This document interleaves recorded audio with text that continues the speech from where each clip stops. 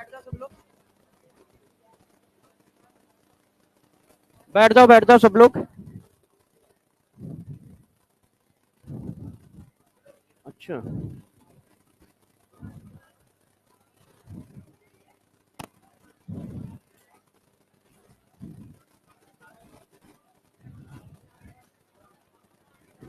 तुम लोगों के बैच में स्टाइक्योमेट्री के सारे केस हो गए थे कि कोई केस बचा था?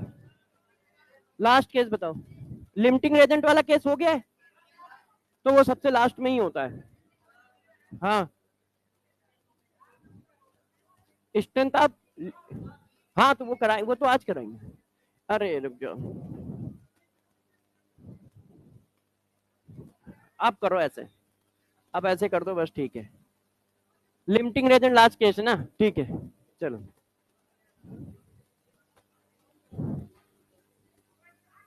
स्टार्ट किया जाए। सब लोग खाना पीना खा चुके? नहीं खाया है तो अगली क्लास में खा लेना, ऐसी कौन सी बात है। कौन सा आपको पढ़ाना है? पढ़ाना तो हमें, तुम्हें तो बैठ के बस पढ़ना है।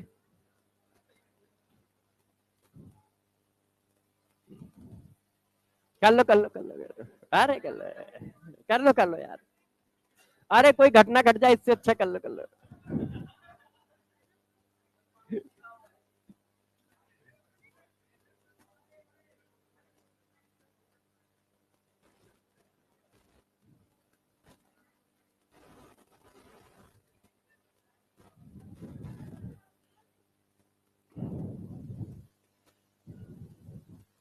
देखो बच्चों, हम लोग आज बचे हुए टॉपिक मोल कॉन्सेप्ट के खत्म करेंगे, ठीक है। आज मोल कॉन्सेप्ट खत्म हो जाएगा हम लोगों का, और अगली क्लास से लिक्विड सोल्यूशन स्टार्ट होगा। मगर मुझे एक बात नहीं समझ में आती है, हम 2 और 1 के बीच में एक क्लास का डिफरेंस है ना, ये 2 क्लास का कैसे हो रहा है? आज उनकी लिक्विड सोल्यूशन की दूसरी क्लास होगी, तो आज आपकी पहली होनी चाहिए थी, मगर है नहीं, है ना। मुझे लग रहा है 2 एक्स्ट्रा लिए वहां पे। हाँ कोई नहीं, इस बार कोई छुट्टी उट्टी मारेगा तो इसमें एक्स्ट्रा ले लेंगे, है ना। हाँ हाँ, मैं पूरी तरह से फ्री हूँ, यदि बीएन सर संडे नहीं लेंगे तो मैं लूंगा, ठीक है। मुझे कोई दिक्कत नहीं है, मैं पूरी तरह से फ्री हूँ। हाँ, मगर तुम लोग कह रहे थे वो पूरी मैकेनिज्म का वो पेट्री है, तो 2-3 घंटे, 3 घंटे तो चलेगी कम से कम। ये तो 8 घंटे बता रहे हैं। कोई बात नहीं, नहीं होगा तो फिर मैं तो हूँ, ठीक है। चलो स्टार्ट करते हैं, बैठ जाओ भाई, बैठा लो उसको।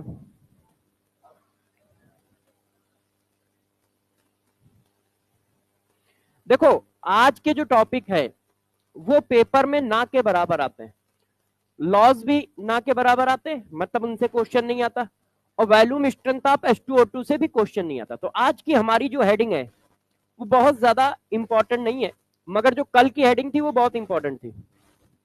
कल हम लोगों ने जो हेडिंग की थी वो सब इंपॉर्टेंट है, उनसे फ्रीक्वेंटली हर साल क्वेश्चन पूछे जाते हैं। वो टीचिंग मूड लग गया ना, अब लग गया तो। हाँ, हेडिंग लिखो, volume strength of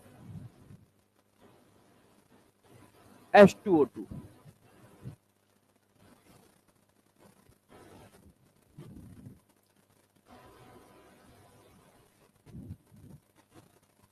volume strength of H2O2 को हम लोग देखते हैं और करते हैं, ठीक है।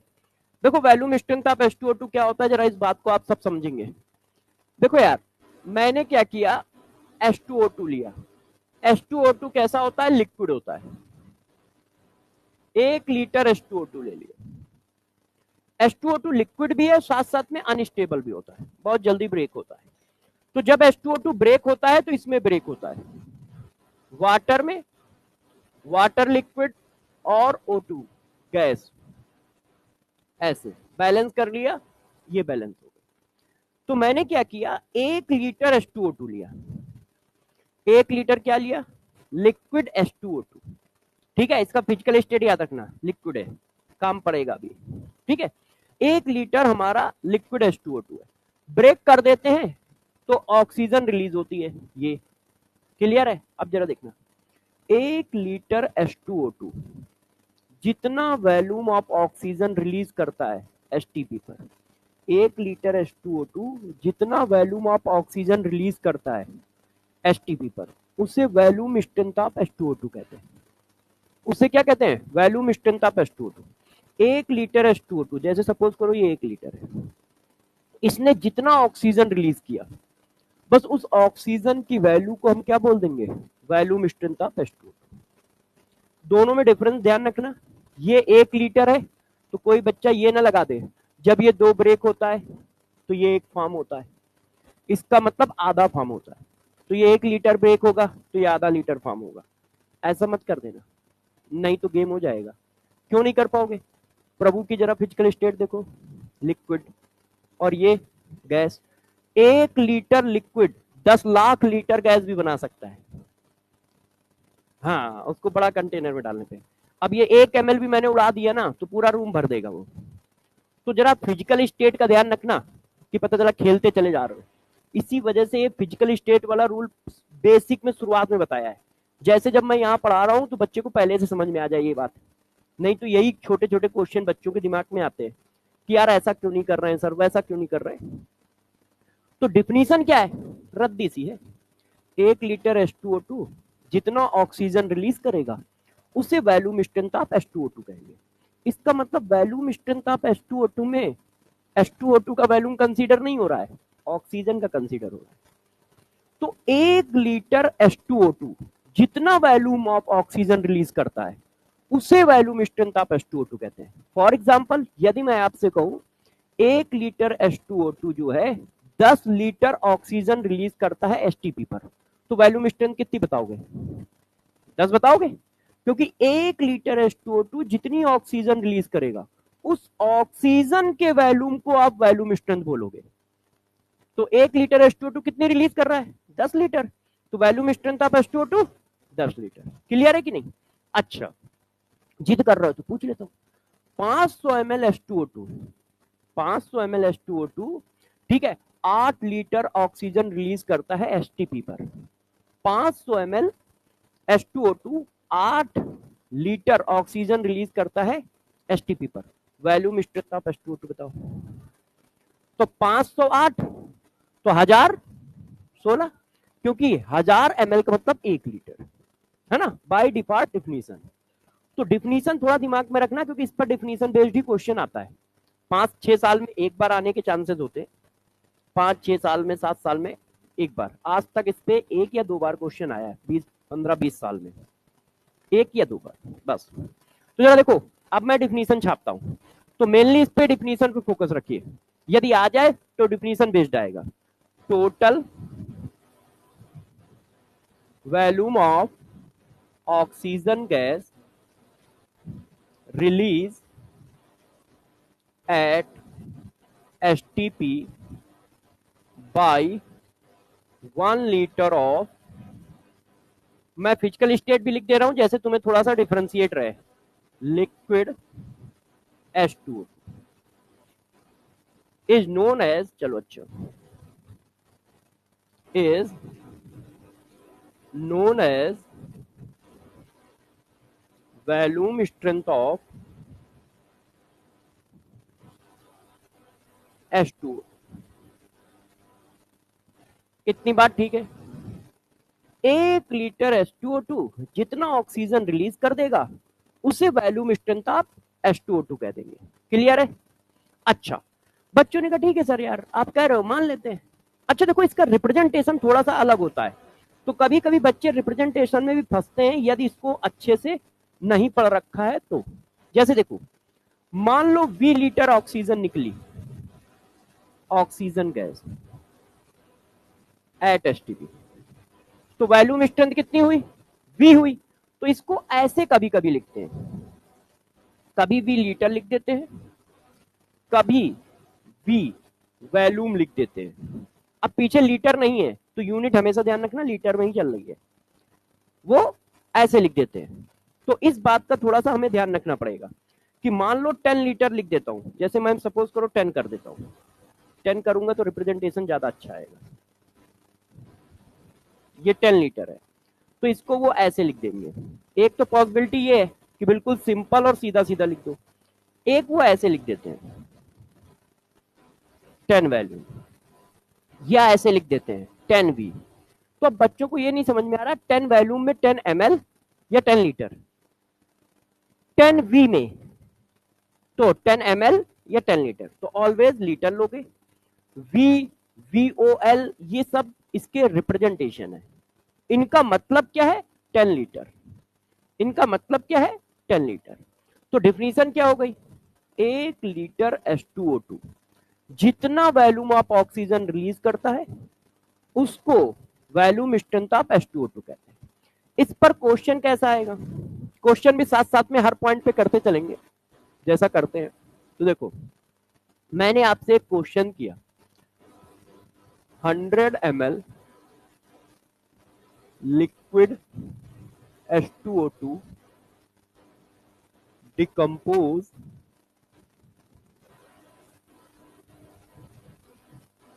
and release, ठीक है, 2.5 litre oxygen gas at STP, calculate volume strength of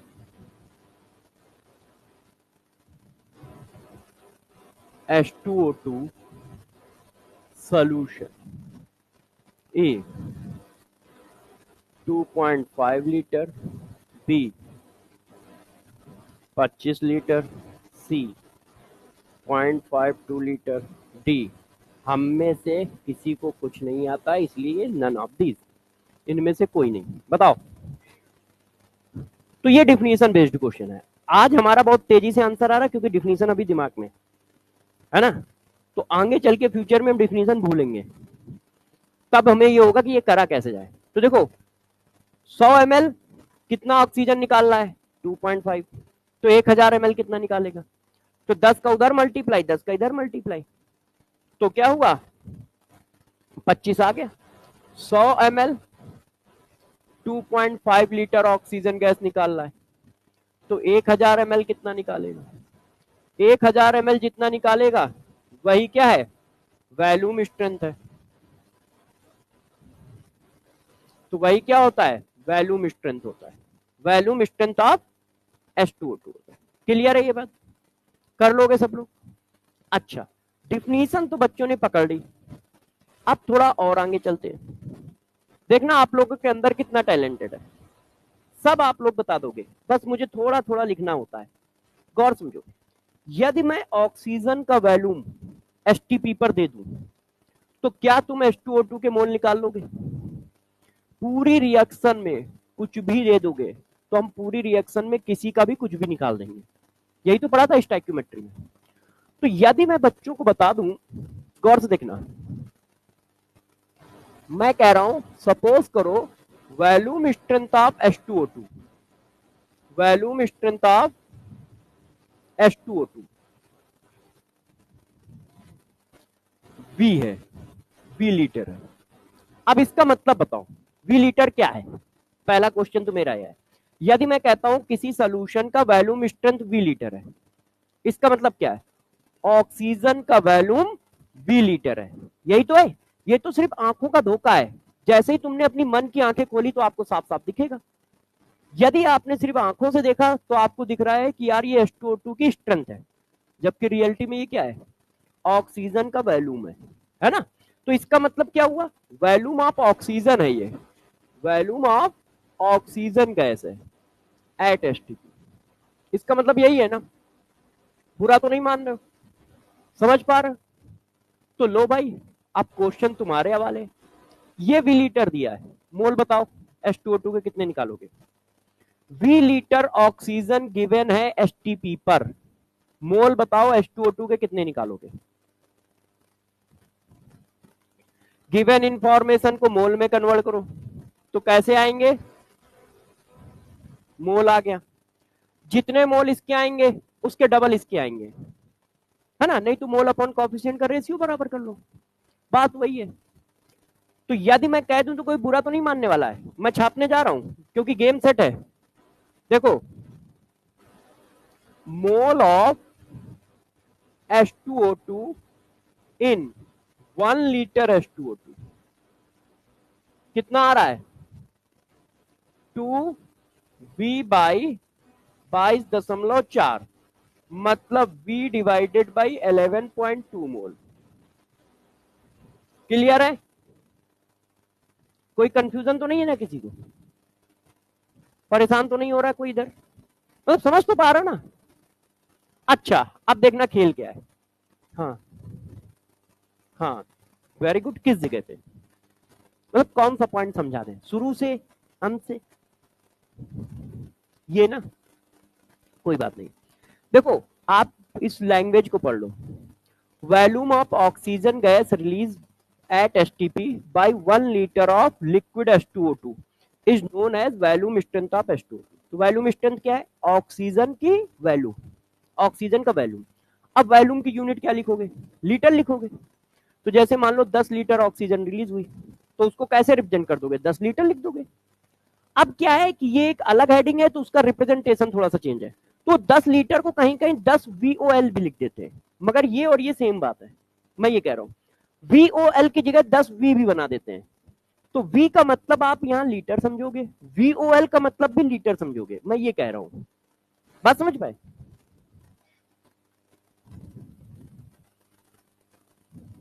हम कुछ भी हो सकती है, यही कह रहे हो, हाँ तो हम भी यही कह रहे हैं, ये तो हम सपोज कर रहे हैं ना, ये तो हम सपोज कर रहे हैं 10 निकल रही है, आपने देखो, अच्छा इधर से आपने देखो कभी 10 निकाली, कभी 20 निकाली, कभी 5 निकाली, अब इस क्वेश्चन में कितनी निकाली है, 25। वो तो एक सपोज कर रहे हैं, यदि 10 ही निकलेगी तो कांस्टेंट वैल्यू हो गई ना, फिर हमें भी मानने की जरूरत नहीं पड़ेगी। तो ये एक सपोज है, एक मैंने मैंने मतलब लिखना सिखाया है, तो मैंने 10 लिख दिया, आप 20 लिख दो, 2 लिख दो, वी लिख दो, और ये सब सही है। अच्छा, अब सब लोग जरा मोलरिटी की डिफिनीशन बताना। 1 लीटर सोल्यूशन में जितने मोल आप सल्यूट होते हैं, देखना H2O2 कितने लीटर है, 1 लीटर, और H2O2 के मोल कितने हैं, V डिवाइडेड बाई 11.2, इसका मतलब यही H2O2 की मोलरिटी हो गई। मोलरिटी क्या होती है, मोल of solute divided by volume of solution, और ये सिर्फ सॉल्वेंट है।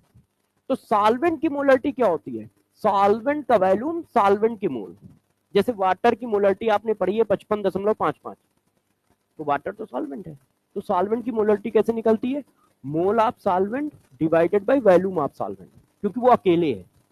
तो देखो 1 लीटर H2O2 में H2O2 के मोल कितने, V डिवाइडेड बाई 11.2, तो इसका मतलब मोलरिटी ऑफ H2O2 भी निकल आई। आप चाहो तो फार्मूला लगा लो, और आप चाहो तो डिफिनीशन से निकाल लो, mole of H2O2 volume of H2O2 1 litre, तो कितना आ गया, V डिवाइडेड बाई 11.2 मोल। तो देखो मोलरिटी ऑफ H2O2 कितनी निकल आई, V डिवाइडेड बाई 11.2, V क्या है, volume strength, volume strength of H2O2 बोलो या वॉल्यूम ऑफ ऑक्सीजन बोलो, मगर कौन सा, जो 1 लीटर H2O2 में है। क्लियर है, यहां तक खेल होने जा रहा है, खत्म हो गया, बस हेडिंग खत्म है। क्लियर है यहां तक, बात समझ पाए।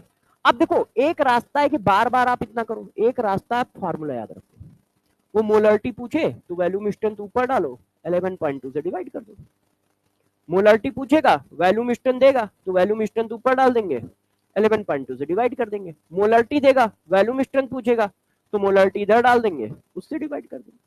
क्लियर है ये बात, यहां पर कोई बवाल तो नहीं है, सब सॉर्ट आउट है, और यदि है तो देखो गेम हो गया।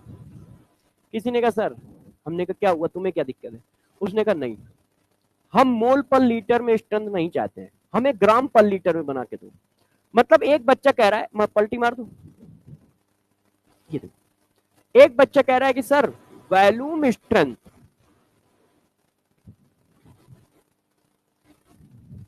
एक बच्चा कह रहा है कि सर मुझे ग्राम पर लीटर स्ट्रेंथ चाहिए, ग्राम पर लीटर स्ट्रेंथ ऑफ H2O2 चाहिए। मतलब वो मोल पर लीटर नहीं चाह रहा है, मोलरिटी की यूनिट क्या है, मोल पर लीटर। अब वो कह रहा है मोलरिटी नहीं चाहिए, ग्राम पर लीटर में स्ट्रेंथ बताओ। तो इसका मतलब दोनों में मोल है, मोल पर लीटर, मोल पर लीटर। इसका मतलब मोल को सिर्फ ग्राम बनाना है। तो मोल को ग्राम बनाना तो हम बचपन से सीख के आए हैं। तो मोल को ग्राम कैसे बनाते हैं, मॉलिक्यूलर वेट से मल्टीप्लाई करके, है ना, मार खाओगे। वॉल्यूम को मास में बनाना है, मास को वॉल्यूम में बनाना है, तब डेंसिटी। ये तो हम कह रहे हैं मोल को मास में बनाना है, तो मोल को मास में बनाने के लिए मॉलिक्यूलर वेट का मल्टीप्लाई, है कि नहीं। तो देखो ये मोल पर लीटर दिया है, इसको मुझे ग्राम पर लीटर बनाना है, तो भाई ये मोल पर लीटर है, इसको ग्राम पर लीटर बनाने के लिए मॉलिक्यूलर वेट का मल्टीप्लाई। H2O2 का कितना होगा, 34। कट्टम काट खेल लो। तो जब मैंने कट्टम काट खेला तो ये आ गया है, जब मैंने कट्टम काट खेला ये आ गया। तो यदि वो क्वेश्चन में पूछता है ग्राम पर लीटर स्ट्रेंथ बताओ H2O2 की, तो 17V divided by 5.6, 17V divided by 5.6। अच्छा एक चीज और निकाल देता हूं, वो मैंने पढ़ाई नहीं है, ये मेरी गलती है, मैं पहले ही बता दे रहा हूं, जैसे बच्चे कंफ्यूज ना हो। नॉर्मेलिटी ऑफ H2O2, देखो ये मैंने हेडिंग अभी नहीं पढ़ाई है। नॉर्मेलिटी आपको ध्यान होगा, मैंने कंसंट्रेशन में बोला है कि मैं ये रेडॉक्स में पढ़ाऊंगा, है ना, मगर इसका मैं फार्मूला यहाँ निकाल देता हूँ, नहीं तो क्या है कि रेडॉक्स तक जाते जाते ये जरूर भूल जाएंगे, क्योंकि इसका वहां कोई लेना देना होगा नहीं, तो ये मिस हो जाएगा। तो यहाँ लिख देता हूँ, वहां ध्यान रहेगा तो वहां भी बता देंगे। अब देखो क्या होता है, नॉर्मेलिटी इक्वल टू एक फार्मूला आपने पढ़ा है, नहीं पढ़ा है तो इसको डिटेल में मैं पढ़ाऊंगा, आप बिल्कुल परेशान ना होइएगा। N factor into molarity, n factor into molarity. Molarity हमें मिल गई है V डिवाइडेड बाई, यदि कहीं से एन फैक्टर का जुगाड़ आ जाए तो नॉर्मेलिटी निकल आएगी। अब एन फैक्टर क्या है, H2O2। H2O2 जो होता है एसिडिक होता है। अब कितने एसिडिक हाइड्रोजन है, दो। ऑक्सीजन से अटैच हाइड्रोजन इतना एसिडिक होता है कि वो स्ट्रॉन्ग बेस से रिएक्शन कर जाए। तो ऑक्सीजन से अटैच हाइड्रोजन हमेशा एसिडिक है, सल्फर से अटैच हाइड्रोजन हमेशा एसिडिक है, फास्फोरस से अटैच हाइड्रोजन एसिडिक नहीं होता है, वो एसिडिक नहीं होता है। ऑक्सीजन, सल्फर, हैलोजन, इनसे अटैच हाइड्रोजन है तो वो बेस से आराम से रिएक्शन कर जाएगा, वो सब एसिडिक हाइड्रोजन। तो यार सिर्फ ऑक्सीजन है तो झक मार के हाइड्रोजन जो अटैच होंगे वो ऑक्सीजन से ही अटैच होंगे। तो एसिडिक हाइड्रोजन कितने हैं, दो, तो एन फैक्टर दो है।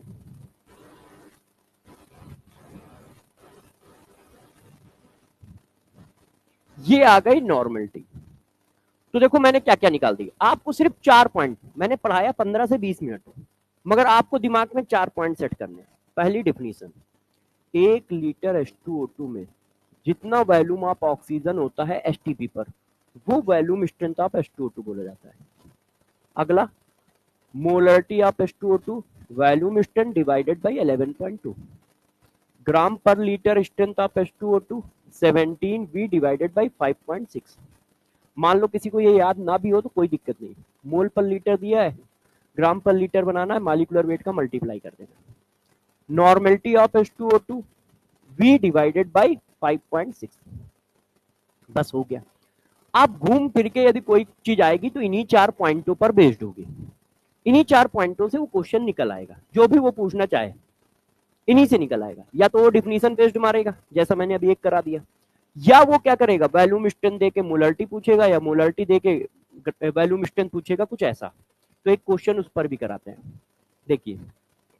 और ध्यान रखिएगा 5-6 साल में एक बार आता है, तो इस पर आपको मैंने एमपीएस और आरपीएस मिला के जितना मुझे याद है 3 से 4 क्वेश्चन दिए टोटल, क्योंकि जो जितना आता है उतना ही प्रैक्टिस करना चाहिए। पता चला जो नहीं आता उसकी हम खुद प्रैक्टिस करे बैठे, वो पेपर में फिर नहीं आया, क्योंकि आएगा ही नहीं, क्योंकि उसकी प्रोबेबिलिटी क्या है 10 साल में एक बार आने की।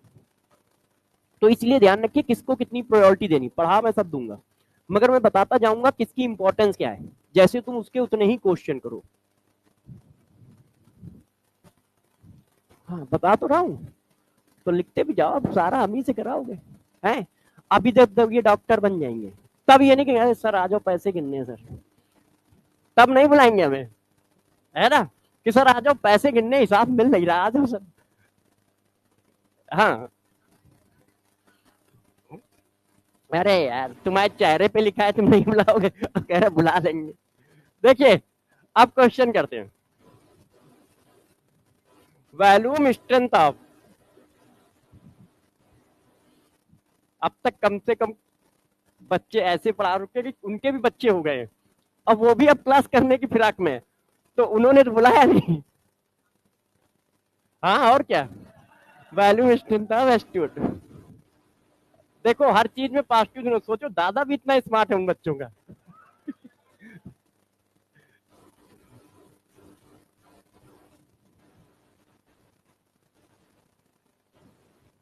Volume strength of H2O2 is 10 V, ठीक है।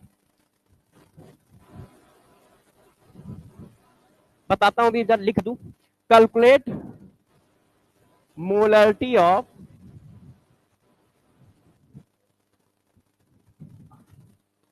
Calculate molarity of H2O2 solution A,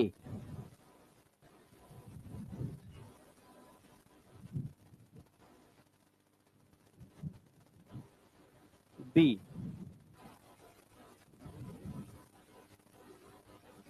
C,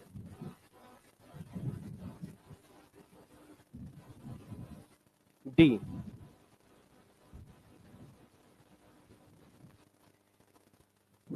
बताइए। देखो वॉल्यूम स्ट्रेंथ दे के हमसे मोलरिटी पूछ रहा है, तो वॉल्यूम स्ट्रेंथ दे के मोलरिटी पूछ रहा है, एक रास्ता ये है कि पूरा करो जैसे मैंने प्रूफ किया कि मोलरिटी कैसे निकालते हैं। ऑक्सीजन का वैल्यूम मिल गया, तो ऑक्सीजन का वैल्यूम मिल गया एसटीपी पर, तो H2O2 के मोल निकालो, फिर डिफिनीशन लगाओ। वहां 2-3 पॉइंट है, किसी एक में भी गच्चा हुआ निपट गए। और एक है डायरेक्ट फार्मूला मार दो, वैल्यूम स्ट्रेंथ दिया है, मोलरिटी निकालनी है, फार्मूला बता रखा है कि molarity of H2O2 volume strength divided by 11.2, निकल आई, ये आंसर है ना। तो ये देखो, तो इस तरह से आप करोगे, क्लियर है। अब आप छाप लो, तो फिर मैं कहां से बताऊं, ये छिप गए, कोई नहीं आराम से, अब छापो, फिर करते हैं लॉस, ठीक है। और लॉस करके, हाँ आप छाप लो। अच्छा राज, एक्चुअल में अभी उस पर वो रिसर्च चल रही है, जैसे ही रिसर्च पूरी होगी बताया जाएगा, है ना।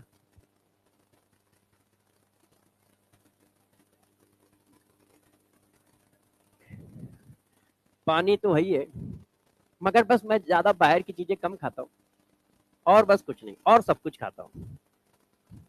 हाँ, और मतलब सब कुछ खाता हूँ कि मान लो जो भी मिल जाए खा लेता हूँ, उसमें ज्यादा ऐसा नहीं है कि ये नहीं खाऊंगा वो नहीं खाऊंगा। हाँ, समोसा भी खा लेता हूँ। समोसा कोई खराब चीज है क्या? खराब हमेशा, खराब जानते हो क्या होता है, लालच। अब तुम 10 समोसा पहन जाओगे तो दिक्कत तो वही है, लालच खराब होता है। और कभी कोई चीज खराब नहीं होती, दुनिया में बनी है इंसानों के लिए बनी है, खराब कैसे हो सकती है भाई, खराब कैसे हो सकती है। अब आप एक समोसा खाओ, कोई टेंशन नहीं है भाई, हफ्ते में एक बार खाओगे या 15 दिन में एक बार खाओगे, हफ्ते में एक समोसा कोई खराब थोड़ी कर देगा आपकी सेहत को। प्रॉब्लम ये है कि हमने जिस दिन खाया उस दिन 3-4 खा लिए, तो दिक्कत है, तो दिक्कत है, या डेली खा रहे हैं तो दिक्कत है। हाँ, हाँ मैं वेजिटेरियन हूँ, मगर मैं खाता कुछ नहीं हूँ, मगर मैं बैठता सबके साथ हूँ, तो मुझे किसी चीज से फर्क नहीं पड़ता कि कहाँ क्या चल रहा है।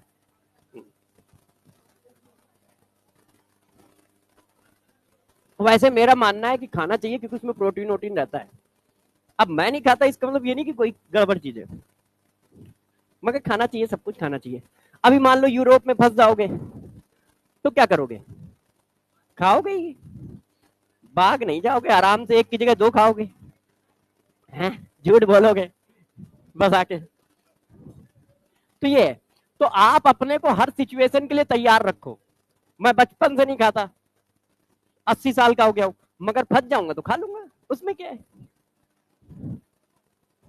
छापो, छप गया ये,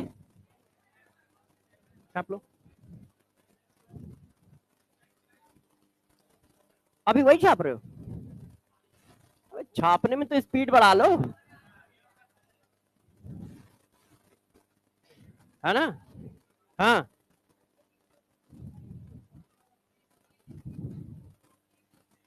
हाँ, वेरी गुड, कितने तो समझदार हो। मतलब सही बात यही है। 1 लीटर वैल्यू में, 1 लीटर वैल्यू में जितने मोल होते हैं वही मोलरिटी होते हैं।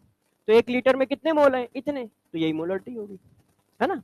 या फिर इसको कर लो, mole divided by value, formula लगा लो तो भी वही आएगा, है ना? हाँ बच्चों, अब जरा देखो, अब बात करते हैं लॉज की। तो हमारे पास 4 लॉज है। लॉज ऑफ कंजर्वेशन, मतलब मास ऑफ कंजर्वेशन, ये दुनिया में सबको आता है, मगर बताऊंगा। फिर लॉ ऑफ डिफिनिट प्रपोर्शन, फिर लॉ ऑफ मल्टीपल प्रपोर्शन, फिर लॉ ऑफ रेसिप्रोकल प्रपोर्शन। 4 हैं, चारों को एक एक करके समझाता हूं, पढ़ाता हूं, ठीक है? अब चलो लॉज पे चलते हैं। हाँ कोई नहीं, छाप डालो खूब। ये वाला छाप रहे हो? ठीक है। हाँ बेटे,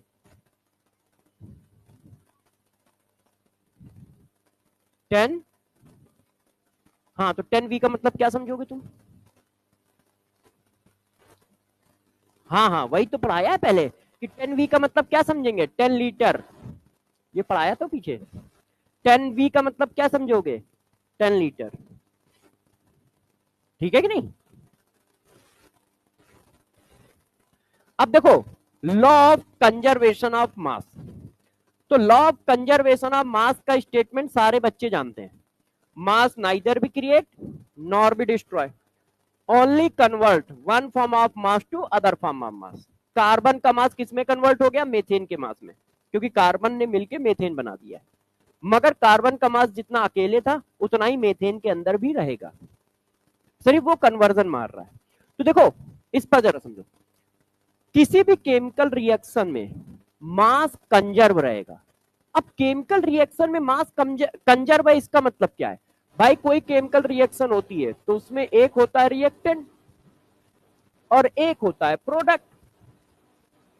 तो इसका मतलब तुम कह रहे हो कि जितना रिएक्टेंट लोगे, चलो अलग से लिखते, मास ऑफ रिएक्टेंट और मास ऑफ प्रोडक्ट आपस में इक्वल होंगे, मोल इक्वल नहीं होंगे, ठीक है? मास टोटल इक्वल होगा, ध्यान रखिएगा। टोटल मास, सभी रिएक्टेंट का मास, सभी प्रोडक्ट का मास आपस में बराबर होगा। क्यों? क्योंकि आपने लिखा है मास बनेगा नहीं, बिगड़ेगा नहीं। तो इसका मतलब जितना मास था उतना ही मास रहेगा। मोल बनेंगे, बिगड़ेंगे। हो सकता है 2 मोल थे, 4 मोल मिल रहे हो सकता है 2 लीटर था, 10 लीटर मिल रहा हो, ये सब पॉसिबल है। मगर यदि उनका हम मास निकालेंगे तो रिएक्टेंट का मास मान लो 10 ग्राम है, तो प्रोडक्ट का टोटल मास 10 ही ग्राम आएगा, ठीक है? तो ये होता है लॉ ऑफ कंजर्वेशन ऑफ मास। ये जरा एक नोट ध्यान रखो, law of conservation of mass not applicable, not applicable for nuclear reaction. जितनी भी न्यूक्लियर रिएक्शन है, रेडियो एक्टिव रिएक्शन है, उन पर अप्लीकेबल नहीं है, क्योंकि वो रेडिएशन करके मास को कन्वर्ट कर रहे होते हैं एनर्जी में या छोटे छोटे सब पार्टिकल, ठीक है? तो ध्यान रखना, जितनी भी न्यूक्लियर रिएक्शन है उन पर law of conservation of mass valid नहीं, और बाकी जितना आप पढ़ोगे उन सब पर वैलिड है, शुरू से लेके अंत तक, शुरू से लेके अंत तक, ध्यान रखिएगा। तो law of conservation of mass का मतलब क्या है? Law of conservation of mass का मतलब है मास neither be create nor be destroy in a chemical reaction. इसका मतलब क्या निकल के आया? इसका मतलब निकल के आया कि रिएक्टेंट का मास प्रोडक्ट के मास के बराबर होगा। ठीक है, अब बात आई कि सर इस पर क्वेश्चन कैसे पूछ सकते हो? तो मैंने कहा मैं ऐसे पूछ सकते हैं। करो। कहा गया है 10 gram of A react with 15 gram of B and form 5 gram A2B and X gram AB. Find out value of X. तो देखो कितना दिया है, 10 ग्राम ये दिया है, 15 ग्राम ये दिया है, और ये 5 ग्राम आ रहा है, ये X ग्राम आ रहा है। अब लॉ ऑफ कंजर्वेशन ऑफ मास के हिसाब से टोटल मास ऑफ रिएक्टेंट बराबर होगा टोटल मास ऑफ प्रोडक्ट। तो हमारा x की वैल्यू निकल के आ गई 20 ग्राम। सही है कि नहीं? क्लियर है? बच्चों ने कहा नहीं सर ऐसे थोड़ी होता है, एक और करेंगे। तो मैंने कहा एक और कर लो। हाँ ठीक है ना। तो आपको क्या करना है, रिएक्टेंट का मास प्रोडक्ट के मास के बराबर करना है। तो रिएक्टेंट का मास टोटल सम प्रोडक्ट के मास का टोटल सम कर दिया, आंसर आ गया। आंसर आ गया। क्लियर है? अब इसी तरह से दूसरा क्वेश्चन करो।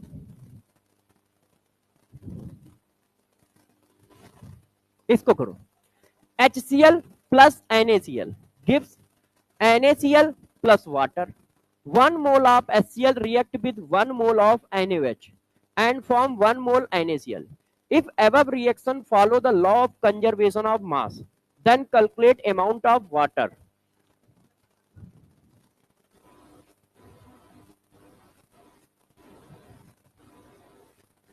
हाँ, तो यदि law of conservation of mass को फॉलो कर रहा है, क्या मोल बराबर होंगे कि मास बराबर होगा? तो यहां पे मैंने घुमाया है कि बच्चे क्या करें, मोल उठा के बराबर कर दें। मोल नहीं, मास को बोला है मैंने, मोल को मना किया है। मोल हो भी सकते हैं, नहीं भी हो सकते हैं।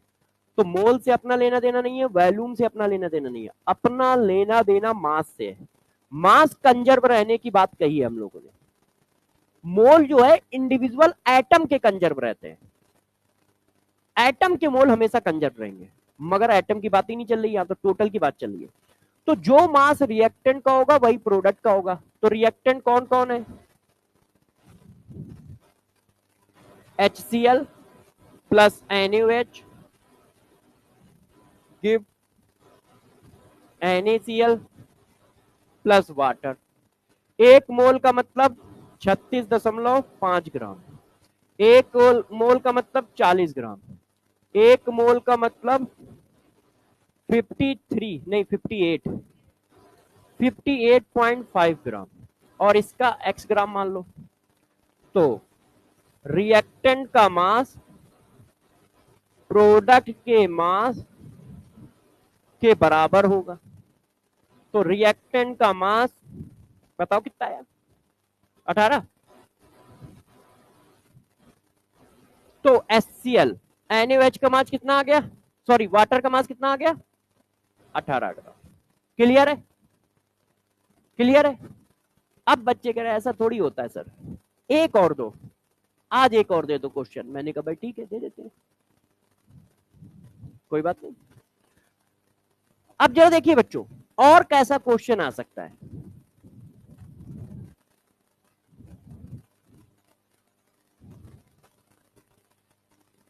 आप ये कह रहे हो पहले मास निकाल लें फिर मोल बना दें, कि पहले मोल निकाल लें फिर मास बनाए, वो गलत हो जाएगा। इस क्वेश्चन में सही हो जाएगा क्योंकि रेशियो 1:1:1 है ना। बाकी किसी में निपट जाएंगे हम लोग, क्योंकि मास कंजर्व रहेगा, है ना।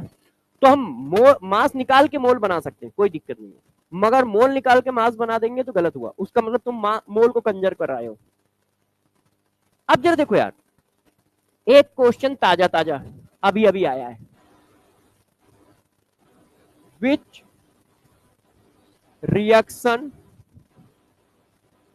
Does not follow law of conservation of mass? पहला, PCl5 ब्रेक हुआ PCl3Cl2, ठीक है। SO2 ब्रेक हुआ SO3,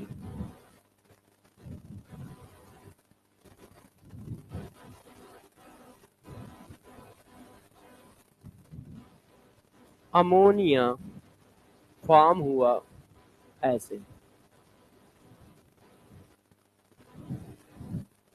ऑल करेक्ट। अब जब देखो, यदि कोई law of conservation of mass को नहीं फॉलो कर रहे, हम रिएक्शन को बैलेंस करते हैं, तो रिएक्शन बैलेंस करने का मतलब होता है लॉ ऑफ कंजर्वेशन ऑफ मास कर रहे हो। सबके मोल अलग अलग आते हैं, मगर यदि रिएक्शन बैलेंस है, इसका मतलब वो law of conservation of mass को फॉलो कर रही है, ठीक है। तो इस जगह पे एक पॉइंट लिख देता हूं जैसे याद रहे, if reaction is balance, it means reaction follows law of conservation of mass, है ना। यदि कोई रिएक्शन बैलेंस है, इसका मतलब वो law of conservation of mass को फॉलो कर रही है, और ना मानो तो करके देख लो। अब देखो हम इसको करके भी देखते हैं। यदि रिएक्शन बैलेंस है तो इसका मतलब है कि वो law of conservation of mass को फॉलो कर रही है, क्योंकि ऐसा क्वेश्चन भी आ सकता है जैसा मैंने थर्ड वाला लिखा है कि इनमें से कौन सी reaction law of conservation of mass को फॉलो नहीं कर रही। अब ये नहीं समझ में आएगा इसमें करे क्या। तो यदि रिएक्शन बैलेंस है तो वो कर रही है, नहीं तो क्या होगा, बच्चे के लिए टफ हो जाएगा। वो क्या करेगा, सबका मास निकालेगा और बराबर करेगा। आप देखो, आप इसका मास निकालो, बराबर करो, बराबर आएगा। इसका मास निकालो, मॉलिक्यूलर मास से मल्टीप्लाई करो, इसका निकालो, इसका निकालो, दोनों का सम बराबर आएगा। क्यों, एटम सेम है तो अपने आप मास सेम होगा। आप वैल्यू तो दे ही नहीं रहे हो, तो इसका मतलब सब मॉलिक्यूलर वेट में चल रहा है, तो एटम के नंबर सेम होंगे तो अपने आप मास सेम आएगा। तो यदि ऐसा क्वेश्चन आए तो देख लो कौन सी रिएक्शन बैलेंस नहीं है। अब ये बैलेंस है, ये बैलेंस है, ये बैलेंस नहीं है, इसका मतलब इसमें लॉ ऑफ कंजर्वेशन ऑफ मास नहीं लग रहा है। इधर 80 है, इसका मॉलिक्यूलर वेट 80 होता है। अब ये देखो कितना होता है, 32 32 64, और 64 इंटू 2 मोल है ना, तो 64 इंटू 2 कितना होता है, 128। और फिर भाई 32 इधर है, इधर का मास इतना है, उधर का इतना है, तो गलत हो गया, है ना, नॉट इक्वल। तो इसका मतलब law of conservation of mass को फॉलो नहीं कर रही। तो यदि कोई रिएक्शन दे के पूछता है कि इनमें से कौन सी reaction law of conservation of mass को फॉलो नहीं कर रही है, तो आप बिल्कुल टेंशन ना लो, बस ये देख लो बैलेंस कौन नहीं है। क्योंकि रिएक्शन बैलेंस होने का मतलब ही होता है कि आपने लॉ ऑफ कंजर्वेशन ऑफ मास लगा दिया है, मतलब वो reaction law of conservation of mass को फॉलो कर रही है। क्योंकि बैलेंस करने का मतलब ये होता है कि आप law of conservation of mass को वैलिड करा रहे हो, ठीक है, कर लोगे। अच्छा, बच्चों ने कहा sir law of definite proportion या लॉ ऑफ कांस्टेंट प्रपोर्शन, दोनों एक ही बात है। Law of definite proportion, law of constant proportion. अब ये क्या होता है, तो देखो ये क्या है, a chemical compound always contain same element with fixed proportion by mass. It does not depend upon source and method of preparation. It have been obtained. इसका मतलब क्या है मैं समझाता हूं। उनका कहना है किसी भी कंपाउंड के अंदर, किसी भी कंपाउंड के अंदर उनके एटम के मास के रेशियो फिक्स होते हैं। किसी भी कंपाउंड के अंदर उनके एटम के मास के रेशियो फिक्स होते हैं। वो कंपाउंड किसी भी मेथड से बना हो, किसी भी सोर्स से आया हो, कोई फर्क नहीं पड़ता। मतलब कार्बन डाइऑक्साइड में कार्बन और ऑक्सीजन का मास का रेशियो हमेशा फिक्स आएगा। आप वो कार्बन डाइऑक्साइड चाहे किसी भी मेथड से बनाई हो, आपने क्या किया, एयर से कार्बन डाइऑक्साइड उठा ली तो भी वही आएगा। आपने कैल्शियम कार्बोनेट को हीट करके जो कार्बन डाइऑक्साइड उठाई उसमें भी वही आएगा। कार्बन को बर्न करके जो कार्बन डाइऑक्साइड उठाई उसमें भी वही आएगा। इनका ये कहना है, इनका ये कहना है। तो law of definite proportion, law of constant proportion, इसका मतलब क्या है, मॉलिक्यूल के अंदर एटम के मास का रेशियो फिक्स्ड रहेगा। वो मॉलिक्यूल किसी भी मेथड से आपने बनाया हो, कहीं से भी जुगाड़ के लाए हो, कोई मतलब नहीं। मतलब सोर्स ऑफ मॉलिक्यूल से लेना देना नहीं है कि वो कहां से आया है, बस इस बात से लेना देना है कि उस मॉलिक्यूल के अंदर के एटम के मास का रेशियो फिक्स रहेगा। मतलब कुछ इस बात से है कि भाई 650 नंबर आ रहे हैं, बस कहां से आ रहे हैं कोई लेना देना नहीं है ना। पेपर बिक गया उससे आ रहे हैं, कोई लेना देना नहीं। उसमें 650 आए तो सिलेक्शन हो गया, खेल खत्म। वो पेपर बिकने से आया, बगल वाले के बताने से आया, या खुद के पढ़ने से आया, या तुक्के मार के आया, सोर्स से कोई लेना देना नहीं। हाँ, मान लो बिना आंसर की भरे भी यदि मान लो हो जाता है तो हो जाता है, ठीक है कि नहीं भाई? हो ही जाता होगा यार किसी का, हम लोग छोटे लोग क्या पता, जब इतना बड़ा बड़ा बवाल चलता है तो ऐसा भी चलता होगा कि सीधा ऊपर ही से सेटिंग है। हाँ, तो जरा देखो, तो यही है लॉ ऑफ डिफिनिट प्रोपोर्शन या law of constant proportion.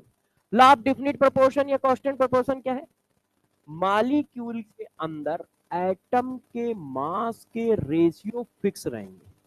Atom के मास के रेशियो फिक्स रहेंगे, या कह सकते हो एटम के मोल के रेशियो फिक्स रहेंगे।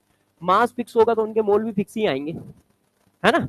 तो एटम के मास के रेशियो फिक्स रहेंगे। वो मॉलिक्यूल चाहे जिस मेथड से बनाया गया हो, मतलब उसके सोर्स से अपने को लेना देना नहीं है, कहां से आया, कैसे बनाया, किसने बनाया, क्या मतलब, कोई मतलब नहीं। यदि वो मॉलिक्यूल सेम है तो उसके एटम के रेशियो सेम होंगे। बात समझ पाए हो? अच्छा, जो समझा है वही लगाना भी है। यदि वो कहता है कि चेक करो कि क्या ये लॉ ऑफ डिफिनिट प्रोपोर्शन को फॉलो कर रहा है, क्या ये लॉ ऑफ कांस्टेंट प्रोपोर्शन को फॉलो कर रहा है, इसका मतलब क्या करोगे, एटम के मास के रेशियो निकालोगे। एटम के मास के रेशियो या एटम के मोल के रेशियो। किसी ने कहा नहीं सर ये तो मुझे निकालना आता ही नहीं है, तो हम उसको उठा के 2 थप्पड़ मारेंगे। क्यों? क्योंकि इंपीरिकल फार्मूला ही तो हुआ, ये तो इंपीरिकल फार्मूला ही हुआ ना यार। मोल के रेशियो क्या होते थे, इंपीरिकल फार्मूला, तो वो तो आप पहले से जानते हो। इसका मतलब हमको करना कुछ नहीं है, बस इतना स्टेटमेंट पास करना था तुम्हारे लिए, और करा कराया सब कुछ रखा है कि नहीं। क्या है लॉ ऑफ डिफिनिट प्रोपोर्शन या लॉ ऑफ कांस्टेंट प्रोपोर्शन? क्या है, मॉलिक्यूल के अंदर जो एटम है उनके मोल के रेशियो फिक्स रहेंगे या मास के रेशियो फिक्स रहेंगे। यदि कोई कहता है बताओ ये फॉलो कर रहा है कि नहीं, तो हमें बस क्या करना है, एटम के मोल के रेशियो निकाल देना है, मतलब इंपीरिकल फार्मूला निकाल देना है।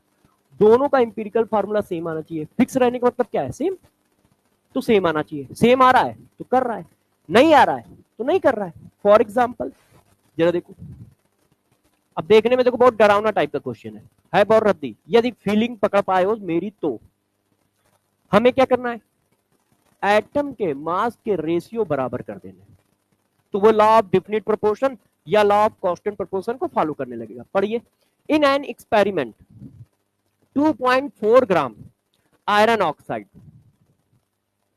and reduction with hydrogen yield 1.68 gram of iron. Iron oxide में इतने ग्राम आयरन जो है, इतने ग्राम आयरन ऑक्साइड से मिलता है। दूसरे एक्सपेरिमेंट में इतने ग्राम आयरन ऑक्साइड ले रहे हो तो इतने ग्राम आयरन मिल रहा है। वो पूछ रहा है so that the above data illustrate the law of constant proportion. ये जो डाटा है ये लॉ ऑफ कांस्टेंट प्रोपोर्शन को फॉलो कर रहा है कि नहीं। अब आपके हिसाब से मैंने क्या पढ़ाया, मॉलिक्यूल कौन है, आयरन ऑक्साइड, तो इसका मतलब इसके अंदर क्या होना चाहिए, आयरन और ऑक्सीजन के मोल के रेशियो सेम आने चाहिए। यदि दोनों में सेम आ रहा है तो इसका मतलब मॉलिक्यूल सेम है और लॉ ऑफ डिफिनिट प्रोपोर्शन को फॉलो कर रहा है या लॉ ऑफ कांस्टेंट प्रोपोर्शन को फॉलो कर रहा है। यही तो बात हुई।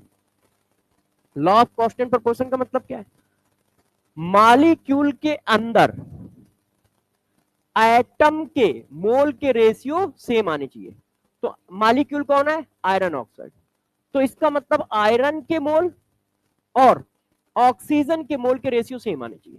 तो भाई एक एक्सपेरिमेंट ये है, देखिएगा बहुत इजी है, मतलब इजी तो नहीं है, अच्छा क्वेश्चन है, मगर आप कर लोगे। देखो हमें पूछ रहा है कि आयरन ऑक्साइड है, तो आयरन ऑक्साइड में क्या क्या होगा, आयरन होगा, ऑक्सीजन होगा। तो एक्सपेरिमेंट नंबर 1 पे ले जाते हैं। तो आयरन कितना है 2.4 मोल बनाओ। ओ, अच्छा हाँ 1.68 है, 1.68 डिवाइडेड बाई 56। अब जरा मुझे बताना, ए और बी नाम का एक कंपाउंड है, उसमें से ए 5 ग्राम है, कंपाउंड का मास 8 ग्राम है, तो बी कितना होगा 3। क्यों, मास नाइदर भी केयर नॉर भी डिस्ट्रॉय। तो दो एटम से मिलकर मॉलिक्यूल बना है, एक 5 है तो अपने आप दूसरा 3 होगा। तो आयरन ऑक्साइड है 2.4, उसमें से आयरन है 1.68, तो उन दोनों का डिफरेंस क्या होगा ऑक्सीजन। तो भाई देखो आयरन ऑक्साइड इतना है, उसमें से आयरन इतना है, तो माइनस करने पे क्या आएगा 13, 13 से 6 गया 7, 0.72 क्या है ऑक्सीजन। बात सही है, बस स्केल हो गया।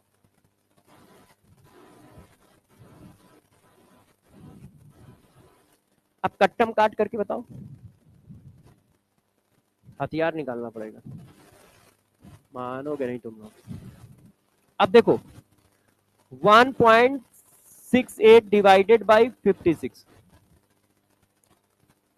0.03, इधर बताओ भाई पॉइंट 0.72 डिवाइडेड बाई 16, 0.05। आप और हम जानते हैं कि होल नंबर बनाने के लिए क्या करोगे, छोटे वाले से डिवाइड, तो ये छोटे वाले से डिवाइड मार दिया, तो ये जो है ऐसे आ गया। अब क्या करोगे, एक ऐसे नंबर से मल्टीप्लाई जिससे ये होल नंबर में बन जाए। तो आयरन कितना है 2, ऑक्सीजन कितना है 3, क्लियर। अच्छा अब दूसरे एक्सपेरिमेंट में बनाओ, एक्सपेरिमेंट नंबर 2 में भी यही आना चाहिए। आयरन कितना है, ऑक्सीजन कितना है, तो experiment 2.9 gram of iron oxide give 2.03 gram iron. अब इसमें माइनस करो, 2.90 में से 2.03 आयरन है, तो बचा हुआ कौन है ऑक्सीजन 7, 8। तो यार ये आ गया divided by 16, 2.03 divided by 56, 0.06325, 0.87 divided by 16, 0.054375। आप बस 1 2 तक ले लेना, छोटे वाले से डिवाइड मार दिया क्योंकि हमें होल नंबर चाहिए।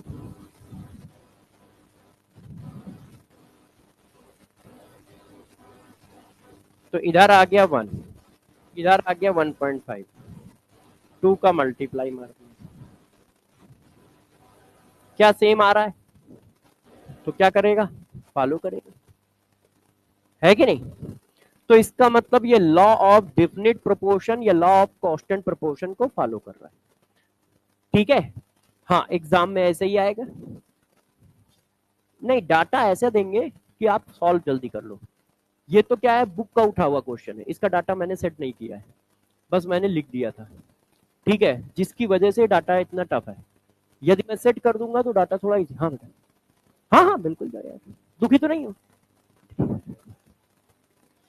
तो लॉ ऑफ डेफिनिट प्रोपोर्शन में क्या करना है, हमें ये निकालना है। हाँ ये क्वेश्चन थोड़ा सा बड़ा है डाटा की वजह से, करना तो बार बार यही पड़ेगा क्योंकि दोनों के रेशियो सेम आने के लिए 2 एक्सपेरिमेंट तो देगा ही देगा, नहीं तो पकड़ेंगे कैसे, है ना। तो 2 एक्सपेरिमेंट देगा, वैसे इस पर अभी तक क्वेश्चन नहीं आया है। मैं कह रहा हूं ना कि 7-8 साल में कोई एक टिपकता है, मोस्टली टिपकता है किससे, लॉ ऑफ कंजर्वेशन ऑफ मास या इसके आगे वाले से, थर्ड नंबर से? हाँ, हमें पेपर हम बना नहीं पाते हैं ना, वो हमसे कहते हैं। भाई मान लो हमसे पेपर कहे तो चलो हम 2-4 क्वेश्चन आउट कर दें, अब हमसे कहते ही नहीं है, तुम कैसे करें? हाँ, मेरा काम क्या है? पेपर को फंसाना, फ्रीक्वेंसी मैच कराना, कि भाई वो पेपर के बारे में इस समय क्या सोच रहा होगा, ठीक है, उसको हम कोशिश कर सकते हैं, बस इससे ज्यादा कुछ नहीं। इतना टैलेंट थोड़ी है मेरे पास कि पेपर वो बनाएंगे आउट हम कर दें, है ना? हाँ, मगर जो पढ़ाएंगे आएगा वही, इतना टैलेंट है। ठीक है, तो गौर समझो जरा, इसको बात समझ गए? कर लोगे? तो law of conservation of mass का है, जो मास है neither be create nor be destroy. Law of definite proportion क्या है? कोई भी मॉलिक्यूल के अंदर एटम के मास का रेशियो या मोल का रेशियो हमेशा फिक्स रहेगा, उसके सोर्स से कोई लेना देना नहीं है, वो कहां से आया है, कैसे आया है, कैसे बना है, कोई नहीं है। चुरा के लाए तो भी ठीक है, बना के लाए तो भी ठीक है। ठीक, अब आ जाते हैं अगले पर। अभी तक जो है, अभी तक जो 2 क्वेश्चन आए हैं वो या तो इससे पूछा गया है या लॉ ऑफ कंजर्वेशन ऑफ मास से पूछा गया, इसीलिए उसमें 3 क्वेश्चन कराए हैं, और इसमें भी करा दूंगा कई क्वेश्चन, क्योंकि जो क्वेश्चन अभी तक आए हैं 1 या 2 आया है, तो या लॉ ऑफ कंजर्वेशन ऑफ मास से आया या इससे आया। ठीक है, तो इसका भी कर देता हूं, इसका भी कर देता हूं। देखो, लॉ ऑफ मल्टीपल प्रोपोर्शन, बड़ा रद्दी सा है, सुनना। लॉ ऑफ मल्टीपल प्रोपोर्शन, ठीक है, क्या कहना है पहले बता देता हूं। 2 एटम उठा लो, 2 एटम उठा लो, जैसे आपने 2 एटम उठा लिए, एक कार्बन एक हाइड्रोजन, इसमें से किसी एक का मास फिक्स कर दो। मास फिक्स करने का मतलब मोल फिक्स कर देना। भाई मास फिक्स होगा तो मास कांस्टेंट कर दिया, एटॉमिक मास वैसे ही कांस्टेंट होता है, तो मोल भी तो कांस्टेंट ही हो गया, है ना? तो उनका कहना है कि कोई भी 2 एटम, 4 एटम, 10 एटम, जितने भी लेना चाहो ले लो, मिलकर एक मॉलिक्यूल बनाते हो। मिलकर मॉलिक्यूल, जैसे कार्बन और हाइड्रोजन मिलके हम मॉलिक्यूल बना रहे हैं, तो कार्बन और हाइड्रोजन मिलके मैंने बहुत सारे मॉलिक्यूल बना दिए आपके लिए। ये देखिए, अब जरा गौर समझिएगा, 2 एलिमेंट मिलकर बहुत सारे मॉलिक्यूल बनाते हैं, उनमें से यदि एक एलिमेंट का मास फिक्स कर दो, मास फिक्स करने मतलब मोल फिक्स करना, किसी एक एलिमेंट का मास फिक्स कर दो जिसमें आपकी मर्जी हो, आप बताओ किस में मर्जी जाहिर कर रहे हो, कार्बन में या हाइड्रोजन में, उसी का फिक्स कर देता हूं, कार्बन। तो कार्बन अपनी तरफ से हमने फिक्स कर दिया। अच्छा, फिक्स का मतलब होता है कांस्टेंट करना। आप अपनी सुविधा अनुसार कांस्टेंट कुछ भी कर सकते हो, 1 मोल कर सकते हो, 2 मोल कर सकते हो, 6 मोल कर सकते हो, 8 मोल कर सकते हो, 10 मोल कर सकते हो, कुछ भी कर सकते हो। कांस्टेंट का मतलब हुआ फिक्स करना, जरूरी नहीं कि एक करो। ठीक है, तो अब देखो, इसका मास हम फिक्स करेंगे, इसका मास वेरी कराएंगे, क्योंकि उन्होंने कहा है 2 एलिमेंट में किसी एक एलिमेंट का यदि आप मास फिक्स कर दो, तो वो जितने भी कंपाउंड बनाएगा, वो जितने भी कंपाउंड बनाएगा, ये देखो, इसमें कार्बन का मास फिक्स है या नहीं, पहले ये बताओ। 2 कार्बन है, 2 मोल 2 मोल 2 मोल, 2 mole carbon 2 mole carbon 2 mole carbon, carbon का मास फिक्स है। आप चाहो तो 1-1 कर सकते हो, आप चाहो तो 10-10 कर सकते हो, कुछ भी कर सकते हो, फिक्स का मतलब सेम। कार्बन का मास फिक्स कर दिया, तो उनका कहना है कि यदि एक एलिमेंट का मास फिक्स कर दोगे तो दूसरा एलिमेंट एक सिंपल रेशियो बियर करेगा, मतलब एक होल नंबर का रेशियो बनाएगा। जैसे ये देखो, एक होल नंबर का रेशियो आ गया। हाँ, when different masses of one element combined with a fixed mass of other element, different masses of one element combined with fixed mass of other element and form different compound bear a simple ratio of one another। तो देखो, यदि एक element का mass fix कर दो तो दूसरा element जो होगा वो सिंपल रेशियो में मास का रेशियो बनाएगा या मोल का रेशियो बनाएगा, क्योंकि एलिमेंट सेम है तो मास सेम, तो एटॉमिक मास से डिवाइड करोगे तो मोल का रेशियो भी आएगा। तो यदि एक के मोल के रेशियो फिक्स है तो दूसरे के भी मोल के रेशियो जो आएंगे वो सिंपल रेशियो आएंगे। ये देखो, और यदि ऐसा हो रहा है तो वो लॉ ऑफ मल्टीपल प्रोपोर्शन को फॉलो कर रहा है। तो लॉ ऑफ मल्टीपल प्रोपोर्शन का मतलब क्या है? यदि एक एटम के मास को फिक्स कर दिया जाए तो दूसरे एटम के मास का रेशियो सिंपल रेशियो होगा, दूसरे एटम के मास का सिंपल रेशियो होगा। तो यदि एक एलिमेंट के मोल फिक्स है, फिक्स का मतलब मैं बार बार बता रहा हूं सेम, आप कुछ भी रख लो अपनी सुविधा के अनुसार, तो अदर एलिमेंट जो होगा उसका जो भी रेशियो आएगा वो एक सिंपल रेशियो होगा। फॉर एग्जाम्पल एक और एग्जाम्पल मारता हूं, तो ये वाले क्वेश्चन ज्यादा आते हैं क्योंकि विजुलाइज हो जाते हैं। जैसे ये देखो, क्या ये लॉ ऑफ मल्टीपल प्रोपोर्शन को फॉलो कर रहा है? यस या no? Follow law of multiple proportion. तो क्या ये लॉ ऑफ मल्टीपल प्रोपोर्शन को फॉलो कर रहा है? यस या नो? अब कैसे बताना है अपने को? अपने को क्या करना है, एक का मास फिक्स कर देना है, तो हमें जो इजी लगेगा हम उसका करेंगे। ठीक है, तो क्लोरीन का फिक्स 2 2 2, तो दूसरा एलिमेंट क्या हो, सिंपल रेशियो में हो, 3:5:1 सिंपल रेशियो है तो बस फॉलो कर रहा है। एक एलिमेंट का मास फिक्स कर दो तो दूसरा क्या करेगा, सिंपल रेशियो बियर करेगा। यदि ऐसा कर रहा है तो इसका मतलब क्या है, वो लॉ ऑफ मल्टीपल प्रोपोर्शन को फॉलो कर रहा है। क्लियर है? अच्छा, अब देखो कभी कभी वो हमको परेशान कर सकता है।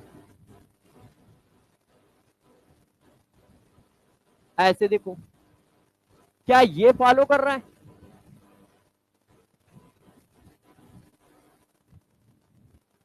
अरे मक्कार लोगों, रूल तो चल अच्छे सुन लेते। एक का मास फिक्स करो, अभी फिक्स कहां है, करो भाई, उस बार मैंने करके दे दिया, तो ऐसा थोड़ी कि हर बार एक फिक्स करके देंगे। अब किसको फिक्स करना है, जैसे यहां देखो नाइट्रोजन 2 2 2, तो सबको 2 2 कर दो। तो सबको 2 2 करने के लिए क्या है, इसमें 2 का मल्टीप्लाई कर दो, इसमें 2 का मल्टीप्लाई कर दो। भाई फिक्स नहीं है तो करोगे ना आप।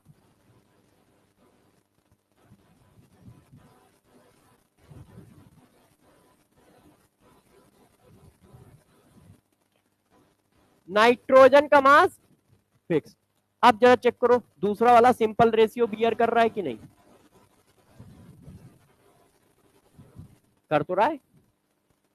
मैंने पिछले क्वेश्चन में क्या किया, अभी मैंने शुरुआत की थी तो रूल सिखा रहा था, तो मैंने एक का मास फिक्स करके दिया था कि जैसे तुम विजुलाइज कर सको लॉज क्या है। अब हम क्वेश्चन बना रहे हैं तो हर चीज थोड़ी डायरेक्ट दे देंगे, अब तुम्हें सीखना पड़ेगा। मैंने कहा है यदि एक का मास फिक्स कर दिया जाए तो दूसरा एलिमेंट सिंपल रेशियो बियर करेगा। तो जरूरी थोड़ी कि बार बार मैं फिक्स करके दूं, आपको रूल बता दिया है कि आपको एक का मास फिक्स करना है, तो आप अपने आप फिक्स करो। सिंपल रेशियो का मतलब कि होल नंबर में रेशियो आएगा, फ्रैक्शनल नहीं आएगा, है ना। सिंपल रेशियो का मतलब होल नंबर में रेशियो आएगा, फ्रैक्शनल नहीं आएगा।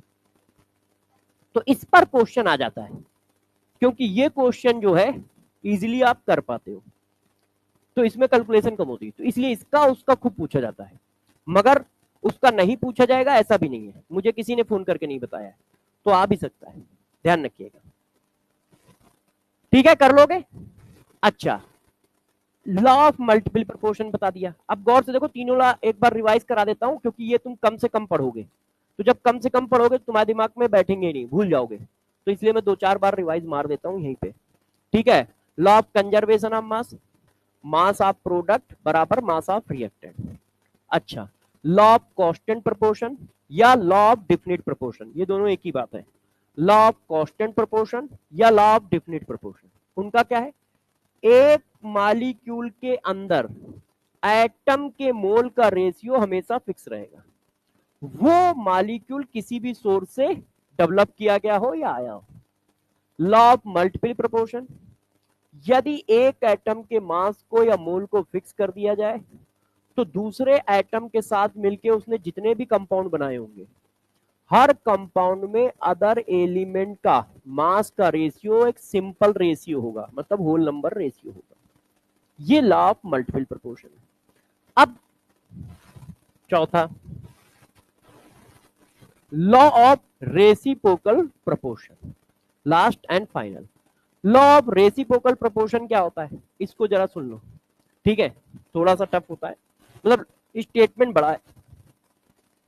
when two element combined with fixed mass of third element, यहां पर क्या है, दो एलिमेंट है। when इसका मास मैंने फिक्स कर दिया, कितना फिक्स कर दिया, एक कर लो, दो कर लो, जो आपकी मर्जी हो। फिक्स का मतलब कांस्टेंट, सेम करना है।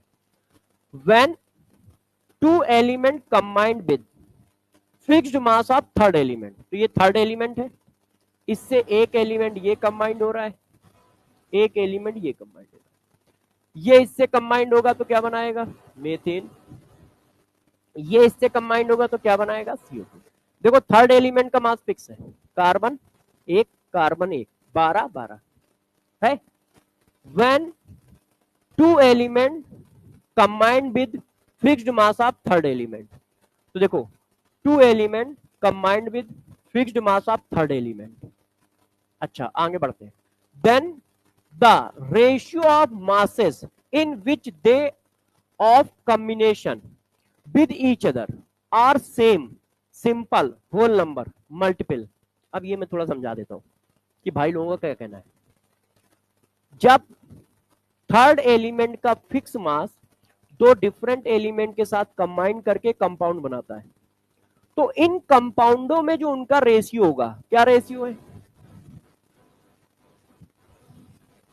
इन कंपाउंडों में जो उनका रेशियो होगा, उनका मतलब दो एलिमेंट का, कार्बन तो फिक्स है, तो इन कंपाउंडों में जो उनका रेशियो होगा वही रेशियो या उसका मल्टीपल रेशियो तब होगा जब वो दो एलिमेंट आपस में कंबाइन करके कोई प्रोडक्ट बनाएंगे। ये दो एलिमेंट आपस में कंबाइन करके कौन सा प्रोडक्ट बनाएंगे, हाइड्रोजन और ऑक्सीजन। तो अब इसमें क्या रेशियो है, अब चेक करो, या तो सेम है या मल्टीपल है। इसमें दो का मल्टीप्लाई मारो तो ये देखो,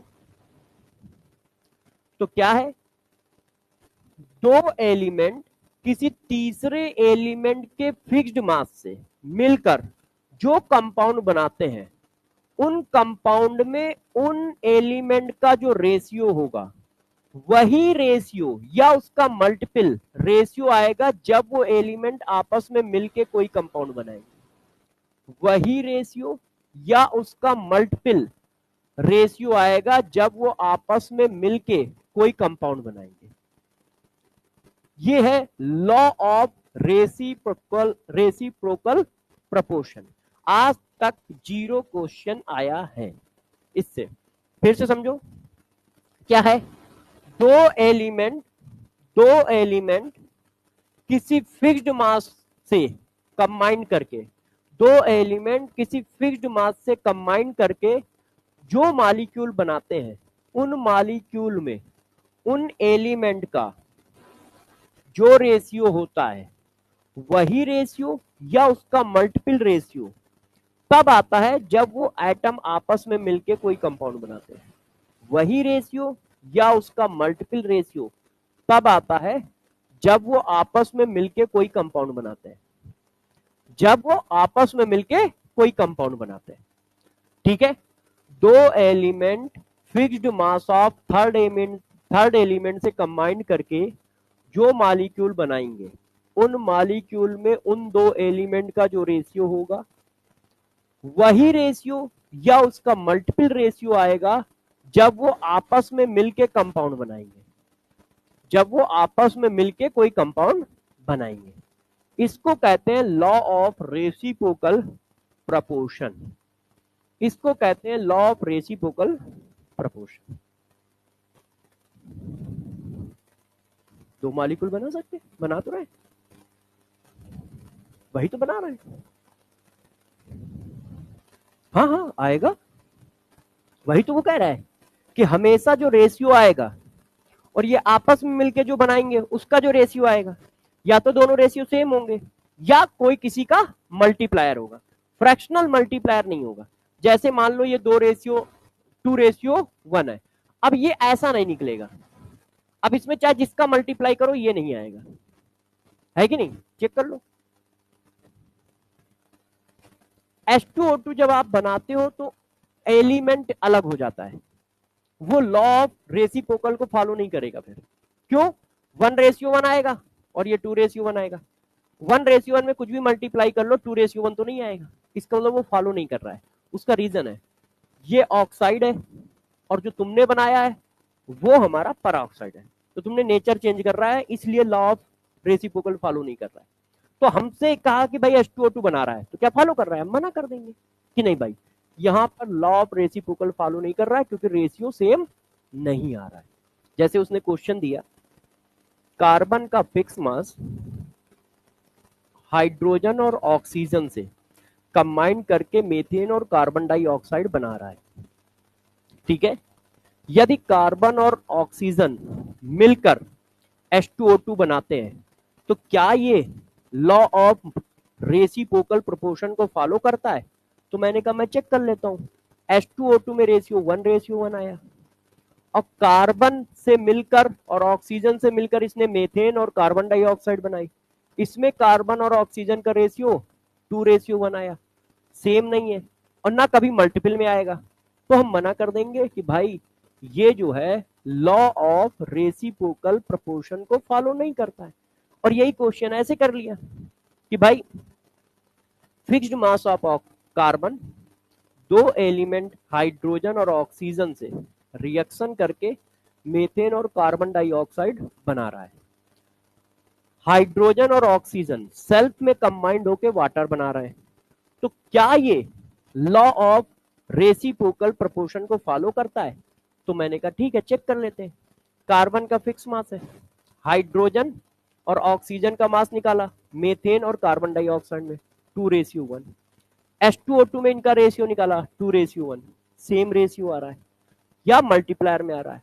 आ रहा है, yes, law of law of reciprocal को फॉलो करते हैं, नहीं तो मना कर देंगे, है ना। तो ये चीज है।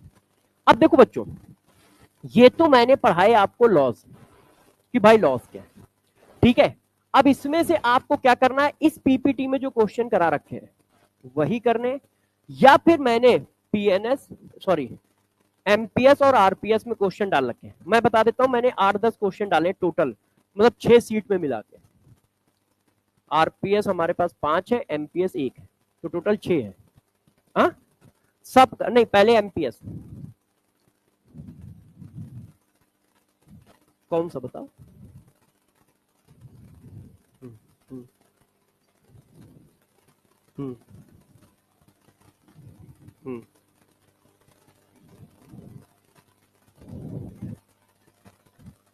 अरे नहीं, देखो एक मिनट, आप जब भी कुछ करें और आपसे क्वेश्चन ना बने तो आप हमारे पास आए, ठीक है, क्योंकि हो सकता है आप गलत सोच रहे हो। एक्चुअल में ये हाइपोथेटिकल रिएक्शन होती है, A+B गिव्स C+D, तो ये एक हाइपोथेटिकल रिएक्शन है, इसका मतलब ऑटोमेटिक बैलेंस भी है, सब कुछ है ना। इसमें एटम बैलेंस थोड़ी हो पाएंगे क्योंकि ए नाम का एटम ही आ नहीं है, यहाँ तो एक अलग नाम मॉलिक्यूल का नाम दिया है ना, वो पढ़ा रखा है, वो यही तो हुआ, जैसे ये वाला क्वेश्चन मैंने दिया है ना, तो वो आपको हाइपोथेटिकल रिएक्शन दिया है। तो जब भी कुछ हो तो आप पूछ लें, कोई दिक्कत की बात नहीं है। आप सभी लोग समझ लीजिए, आपको पूरा मंजिल प्रैक्टिस सीट करना है, फिर रिवीजन प्रैक्टिस सीट करने 5, मतलब आपके पास 5 टेस्ट हैं, आप उनको करिए। एनसीईआरटी फिजिकल केमिस्ट्री में बिल्कुल नहीं पढ़ना है, आपको सिर्फ उसके क्वेश्चन करने हैं। एनसीईआरटी एग्जाम्पलर के, क्योंकि पढ़ने के लिए मैंने कुछ छोड़ा ही नहीं है भाई, वहां पर जो पढ़ने के लिए चीजें आनी वो सारी पढ़ा दी गई है। बायो में, इनऑर्गेनिक में क्या होता है, बहुत सारी चीजें होती हैं जो पॉइंट मिस होते हैं, वर्ड मिस होते हैं, तो उन वर्ड की मीनिंग वहां समझनी पड़ती है, वहां आती है। यहाँ थ्योरी जो है वो सारी पढ़ा दी गई है और ज्यादा ही पढ़ाई गई है, छोड़ा तो कोई ही नहीं है। वॉल्यूम स्ट्रेंथ आप H2O2 एनसीईआरटी में नहीं दी है, पढ़ा रखी है। लॉस दिए हैं, पढ़ा रखे हैं। स्टाइक्योमेट्रिकल उन्होंने कंसंट्रेशन नहीं दिया मोल कॉन्सेप्ट पे, हम लोगों ने पढ़ा रखा है। तो हम लोगों को वहां से थ्योरी में कुछ नहीं करना है। हाँ, एनसीईआरटी के क्वेश्चन आएंगे, ठीक है, तो इसका भी मैंने इंतजाम कर रखा है, लास्ट में उसको भी करा रहा हूं। एनसीईआरटी एग्जाम्पलर, एनसीईआरटी के बैक एक्सरसाइज और एनसीईआरटी के एग्जाम्पल, बस ये कर लो। इंडेक्स, हाँ मतलब एग्जाम्पल में जो भी आ रहा है ये कर लो, और आपको कुछ नहीं करना है। प्रभु तुम तो लिया करो, अभी तो बोला यार कि बैक एक्सरसाइज करनी है ना, तो बैक एक्सरसाइज वो एक्सरसाइज ही तो है। तो ठीक है, सब कुछ करना है आपको, मगर ध्यान रखें पहले क्या क्या करना है। पहले पूरा चैप्टर करो, एमपीएस लगाओ, आरपीएस लगाओ, टाइम बचता है एनसीईआरटी लगाओ, नहीं तो एनसीईआरटी की प्रैक्टिस जो क्वेश्चन नीट लेवल के, क्योंकि वो एनसीईआरटी जेई नीट सबके लिए सेम है, तो जो क्वेश्चन नीट लेवल के वो मैंने एक जगह करा भी रखे। स्मार्ट सीरीज में एनसीईआरटी एग्जाम्पलर पूरा करा रखा है मैंने, उसमें आप एनसीईआरटी एग्जाम्पलर की कट लगा लगा के मैंने सारे सॉल्व करा रखे हैं। ठीक है, आपके यहाँ भी बीच बीच में लाता हूं। अच्छा, आप लोग आराम मत करो, आपके लिए क्या लाया हूं वो तो सुन लो। इनको करेगा कौन? 2022, 2021, 2018, 2017 के पीवाईक्यू हैं ये सारे। बीच बीच में मैं पीवाईक्यू कराता ही रहता हूं, मगर हमारे पास टाइम है, चलो चालू हो जाओ, चालू हो जाओ। हाँ, एक हेडिंग बता देता हूं, आप लोग हो सकता है किसी बुक को पढ़ो तो उसमें आ जाए वो ओलियम परसेंटेज SO3। आज तक नीट में 0 क्वेश्चन और जेई में 40 साल में 2 क्वेश्चन। मैं बता देता हूं उसकी उत्पत्ति कहां से हुई। 2098 मतलब 98 से लेके 2003-4 के बीच में एक बहुत अच्छी बुक चलती थी जेई में, पी बहादुर, न्यूमेरिकल बुक थी, इतनी मोटी। उस समय जेई का पेपर सब्जेक्टिव होता था, तो पी बहादुर की बुक में सबसे पहले क्वेश्चन आया ओलियम का, लेवलिंग परसेंटेज ऑफ ओलियम। फिर वहां से वो क्वेश्चन कस्ट पेस्ट होना चालू हुआ और फिर वो पूरी दुनिया में फैला, तो फैलते फैलते नीट की बुकों में भी आ गया। नीट की बुकों में आ गया तो टीचर ने पढ़ाना भी शुरू कर दिया। बस ये कभी नहीं देखा कि ये नीट में आता भी है कि नहीं। कट पेस्ट चल रहा है तो धड़ाधड़ कट पेस्ट चल रहा है, तो नीट में वो कभी नहीं आता है। मगर आप कहो तो मेरे पास 2 मिनट का टाइम है, पढ़ा देता हूँ, जरा सा होता है, उसमें करना कुछ नहीं होता है। मगर आज तक नीट में ओलियम का क्वेश्चन नहीं आया है, किसी भी पेपर में नीट में नहीं आया। इवन जेई में पूरे 30 साल में एक बार, और अभी 2022 के मेंस के पेपर में आ गया था एक छोटा सा क्वेश्चन डिफिनीशन बेस्ड। जेई में 2 बार आया है, नीट में तो मतलब दूर दूर तक नहीं है। मगर क्या कट पेस्ट चलता है, और ऑर्गेनिक में ये सबसे ज्यादा होता है, फिजिकल में तब भी कम होता है। ऑर्गेनिक में, इनऑर्गेनिक में होगा प्रभु, अरे प्रभु, इनऑर्गेनिक में कौन कौन सी रिएक्शन में दिखा ना।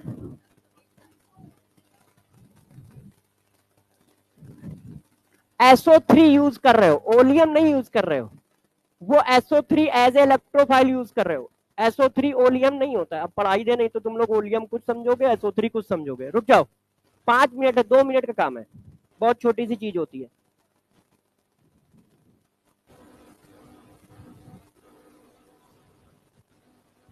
नहीं तो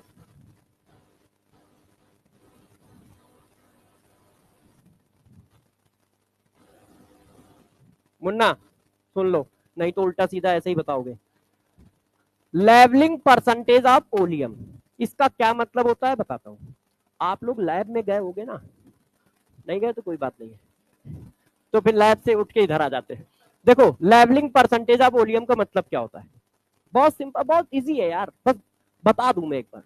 देखो, एक होता है H2SO4, आपने देखा होगा लिखा होता है कंसंट्रेटेड, और लैब में एक जगह लिखा होता है डाइल्यूट, कि डाइल्यूट H2SO4 और कंसंट्रेटेड H2SO4, पढ़ा है ना। बस अब हमें क्या क्या करना है जरा गौर से समझते जाओ, बेटा ध्यान देना। ठीक है, लेवलिंग परसेंटेज ऑफ ओलियम का मतलब क्या है, इस बात को हम डिस्कस करते हैं। देखो होता क्या है, कंसंट्रेट H2SO4 में, सुनना डरना नहीं, ठीक है, कंसंट्रेट H2SO4 में SO3 गैस को पास करा दो। जैसे ये हमारा कंसंट्रेट H2SO4 है बीकर में, इसमें पाइप लगाया, एसओ3 गैस पास करा दी। जैसे पानी रखा है, पानी में कोई गैस पास करा दो, कार्बन डाइऑक्साइड का पाइप डालो, चालू कर दो कार्बन डाइऑक्साइड, बस पास हो गई। पास होने का मतलब ये नहीं कुछ बहुत बड़ा काम करना है, पानी भरा है उसमें आप कोई भी गैस पास करोगे, पाइप डाल दो और गैस इधर से चालू कर दो, बस पास हो गई। अब जब कार्बन डाई कंसंट्रेट H2SO4 में SO3 गैस को पास करते हैं तो SO3 गैस उसमें एब्जॉर्ब हो जाती है। तो H2SO4 plus absorbed SO3 gas is known as oleum. अब इन दोनों को जोड़ दो उठा के, देखो हाइड्रोजन 2 हाइड्रोजन 0, तो टोटल कितने हुए, सल्फर 1 सल्फर 1 कितने हुए,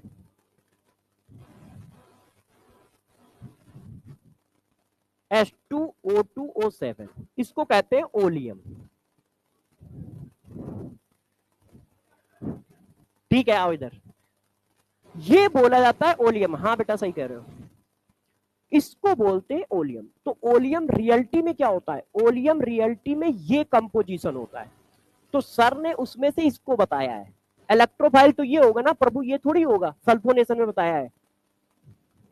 हाँ हाँ, तो जरा देखो ओलियम का मतलब क्या है, ओलियम का मतलब है concentrate H2SO4 absorbed bye SO3 gas, ये ओलियम होता है। इसका फिगर ये होता है H2H2O7। ठीक है, आप हमेशा इसको ये समझोगे, ये कभी भी SO3 गैस का इलेक्ट्रोफाइल जनरेट नहीं करता है, ये करता है। तो जरा गौर समझो, हमारा ओलियम क्या, आप दिमाग में ओलियम बैठा लो, हम फिजिकल केमिस्ट्री में पहुंच रहे हैं। ठीक है, ओलियम का मतलब क्या है, कंसंट्रेट H2SO4 है, उसमें SO3 गैस एब्जॉर्ब है, कंसंट्रेट H2SO4 है, उसमें SO3 गैस एब्जॉर्ब है। अब एक बच्चे ने कहा सर, हमने कहा क्या हुआ, कहता सर यार मैं 100 ग्राम ओलियम ले रहा हूं। मैंने कहा ले लो यार, तुम्हें कौन रोक सकता है। अब 100 ग्राम ओलियम का मतलब बताओ क्या है, 100 ग्राम ओलियम का मतलब है H2SO4 प्लस SO3 गैस, वो आंखों का धोखा है, H2H2O7। रियलिटी में वो क्या होता है, ये। तो 100 ग्राम ओलियम मैंने इनको थमा दिया, मैंने कहा ले लो यार। अब इन्होंने कहा सर मैं इसमें वाटर मिलाऊंगा, गौर सुनते जाइए, मैंने वाटर मिलाया, कितना, required amount of water, suppose करो x ग्राम मिला दिया, x ग्राम वाटर मिला दिया। ठीक, अब देखो इनऑर्गेनिक में एक लॉज होता है, क्या, कोई भी एसिडिक ऑक्साइड को यदि आप पानी में डाल दो तो वो क्या करता है, करस्पॉन्डिंग ऑक्सो एसिड बना देता है, oxo acid, corresponding oxo acid. किसी भी गैस को डाल दो, यदि एसिडिक ऑक्साइड है, पानी में गया नहीं कि ऑक्सो एसिड जनरेट नहीं, SO3 का करस्पॉन्डिंग ऑक्सो एसिड होता है H2SO4। ऑक्सो एसिड में ऑक्सीडेशन नंबर सेम चलती है, SO3 में 6 है तो H2SO4 बनेगा। यदि SO2 डालते तो बनता H2SO3 वाला, सेम ऑक्सीडेशन नंबर। बच्चे कंफ्यूज रहते ना, आपने कह दिया ऑक्सो एसिड तो इतने सारे हैं, जैसे मान लो सल्फर के 2 है मेन, H2SO4 H2SO3, इनमें से हम किसका बनाएंगे, तो भाई SO3 के ऑक्सीडेशन नंबर +6, तब दोनों में +6 किसकी है, उसी को बना दो, सेम ऑक्सीडेशन नंबर चलती है। तो यहाँ पे क्या बन गया, H2SO4, SO2 लिया तो H2SO3, कार्बन डाई लोगे तो क्या बनता है, H2CO3 carbonic acid, P4 hotel लोगे तो H3PO4 बनेगा, सेम ऑक्सीडेशन नंबर का ऑक्सो एसिड बनता है। आप एक रिएक्शन कर लो या 1,00,000 रिएक्शन कर लो, मतलब 100-200 रिएक्शन तो कर ही सकते हो। N2O5 लिया तो N2O5 में नाइट्रोजन की 5, इसका मतलब HNO3 बनेगा, HNO3 बनेगा क्योंकि HNO3 में भी 5 है।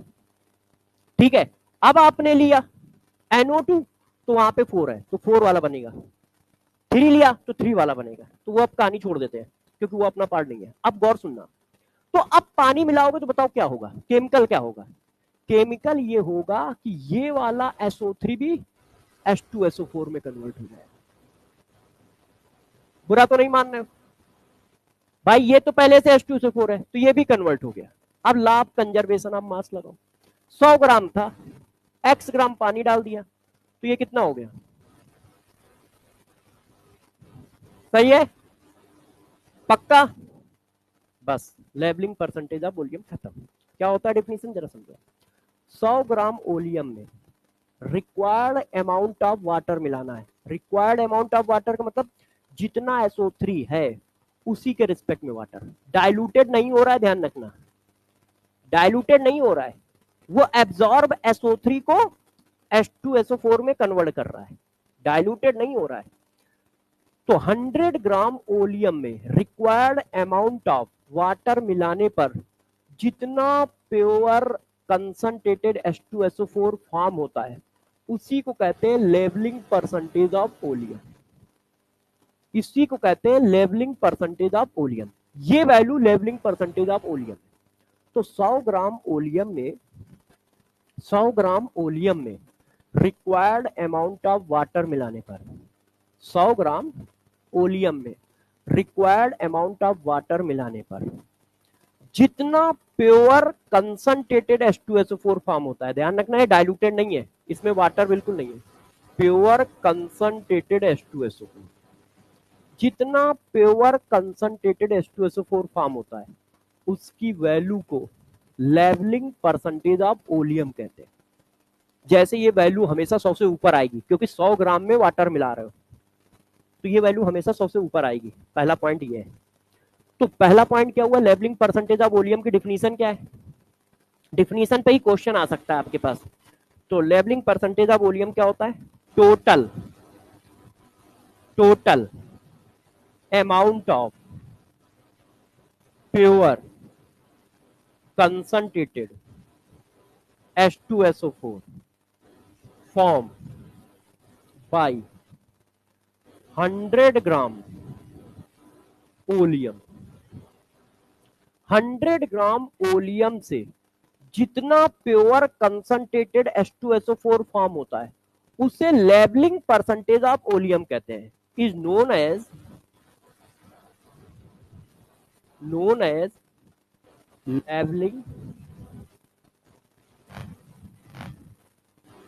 लेवलिंग परसेंटेज ऑफ ओलियम, है ना। हम वो बात पढ़ा रहे हैं जो फिजिकल में यूज हो रही, ऑर्गेनिक में कहीं कुछ यूज हुआ होगा तो सर ने वो पढ़ाई दिया होगा, इनऑर्गेनिक में जो यूज होगा वो इनऑर्गेनिक वाले सर पढ़ा देंगे, इनऑर्गेनिक में ये यूज नहीं होगा, फिजिकल में ये यूज नहीं होगा क्योंकि फिजिकल में वो इलेक्ट्रोफाइल मेरे हिसाब से शायद इलेक्ट्रोफाइल ही जनरेट कराया होगा। इनऑर्गेनिक में रिएक्शन होती है तो रिएक्शन यहाँ कोई खास चल नहीं रही है। फिजिकल में अमाउंट की बात होती है तो ये देखो अमाउंट की बात चल रही है। तो लेवलिंग परसेंटेज ऑफ ओलियम क्या है, 100 ग्राम ओलियम जितना प्योर H2SO4 बनाता है उसे लेवलिंग परसेंटेज ऑफ ओलियम कहते हैं। तो लेवलिंग परसेंटेज ऑफ ओलियम की वैल्यू हमेशा क्या है, 100 प्लस x ग्राम। अब गौर सुनना, इसी को हम परसेंटेज में लिखते हैं ऐसे। अब जरा देखिए, गौर सुनिएगा, इसको यार जरा सेट कर दे, ये बार बार भाग रहा है इधर उधर।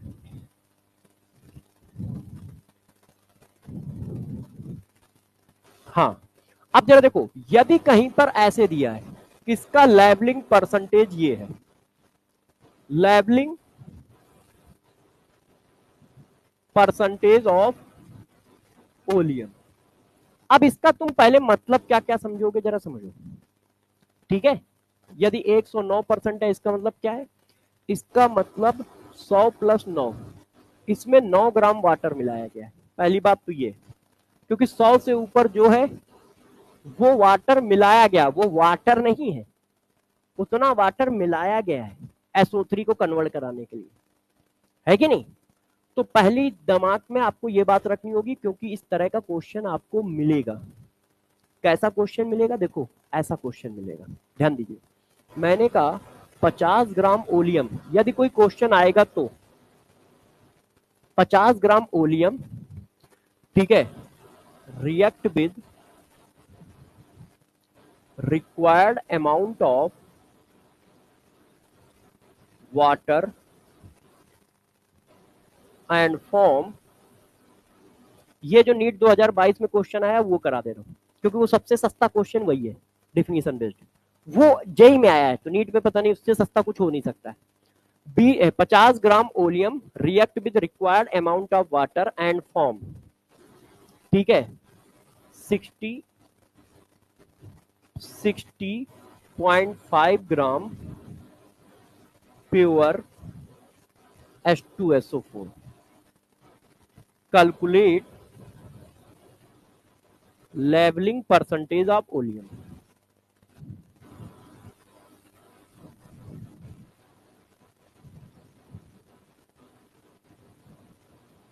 अब मैं ऑप्शन लिख रहा हूं, आप लोग बताइएगा।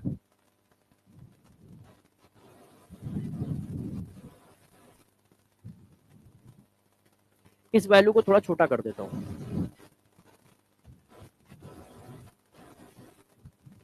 जैसे ऑप्शन आसानी से निकल सके। बताओ भाई, आप लोगों के हिसाब से आंसर क्या होगा?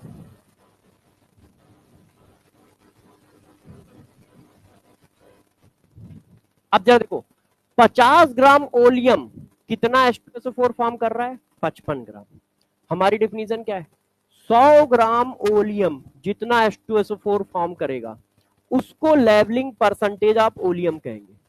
तो 50 ग्राम ओलियम फॉर्म कर रहा है 55 ग्राम H2SO4, तो 100 ग्राम कितना फॉर्म करेगा?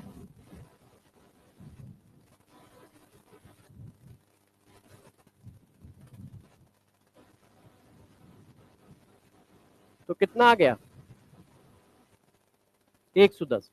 तो 100 ग्राम ओलियम 110 ग्राम प्योर H2SO4 फॉर्म करेगा, और जितना H2SO4 प्योर फॉर्म होगा वही क्या होगा? Labelling percentage of oleum.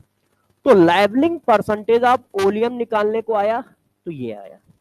अब इसको और टफ कैसे किया जा सकता है वो बता देता हूं। लेवलिंग परसेंटेज ऑफ वॉल्यूम समझ गए, डिफिनीशन समझ गए हो, क्योंकि डिफिनीशन बेस्ड क्वेश्चन ही आएगा। सबसे पहला क्वेश्चन तो गिरेगा डिफिनीशन बेस्ड ही। क्या कि भाई 100 ग्राम ओलियम में रिक्वायर्ड अमाउंट ऑफ वाटर मिलाने पर जितना प्योर H2SO4 फॉर्म होता है उसे लेवलिंग परसेंटेज ऑफ ओलियम कहते हैं। अब थोड़ा सा और टफ क्वेश्चन बनाएगा तो फिर ऐसे बना देगा। देखो, 109% लेवलिंग परसेंटेज ऑफ वॉल्यूम इस बार गिवन है। 109% क्या है?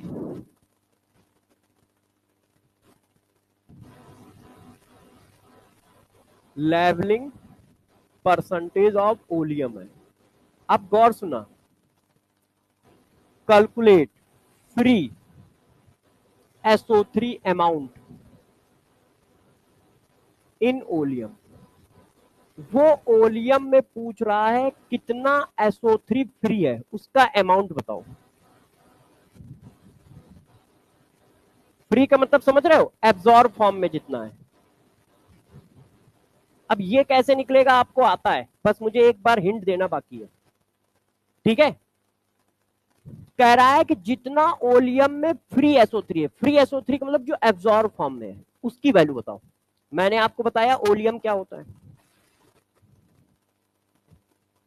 तो ये इसकी वैल्यू पूछ रहा है कि 100 ग्राम में से SO3 कितना फ्री है, उसकी वैल्यू बताओ। तो देखना बहुत इजी है यार, बस मुझे जरा सा बताना है। जरा इसको खोल दो एक बार, ठीक है? ये क्या है? Mass of water. अब देखना खेल खत्म, जैसे ही मैं लिखूंगा आप कहोगे अरे सर मैंने क्या रिएक्शन बताई? ऑक्सो एसिड वाटर से रिएक्शन करके करस्पॉन्डिंग ऑक्सो एसिड बनाएगा। एसिडिक ऑक्साइड वाटर से रिएक्शन करके हमेशा करस्पॉन्डिंग ऑक्सो एसिड बनाएगा। आ गया? अब बताओ, इसका मोल दिया है तो तुम इसका नहीं निकाल पाओगे भाई। इसका मास दिया है 9, मोल बना लो। जितने मोल इसके उतने मोल इसके। इसको मास में कन्वर्ट कर दो, क्योंकि अमाउंट पूछ रहा है भाई। वो कह रहा है कितना SO3 फ्री है, क्योंकि जितना SO3 फ्री है उसी के रिस्पेक्ट में आपने वाटर डाला है, तो SO3 कितना फ्री है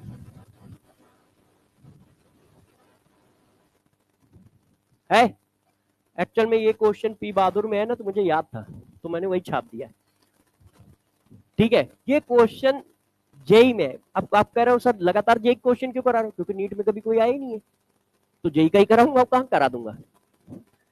तो जरा समझो, ये सबसे टफेस्ट फॉर्म ऑफ क्वेश्चन आपसे पूछा जा सकता है नीट में। तो ये पूछा जा सकता है कि भाई लेवलिंग परसेंटेज दिया है, फ्री SO3 बनाओ। इसके लिए बस एक बात पॉइंट दिमाग में रखना, 100 के ऊपर जो भी है वाटर का मास है, और 100 के ऊपर जो भी है यदि वाटर का मास है, तो मास ऑफ वाटर यदि है तो हम खेल देंगे।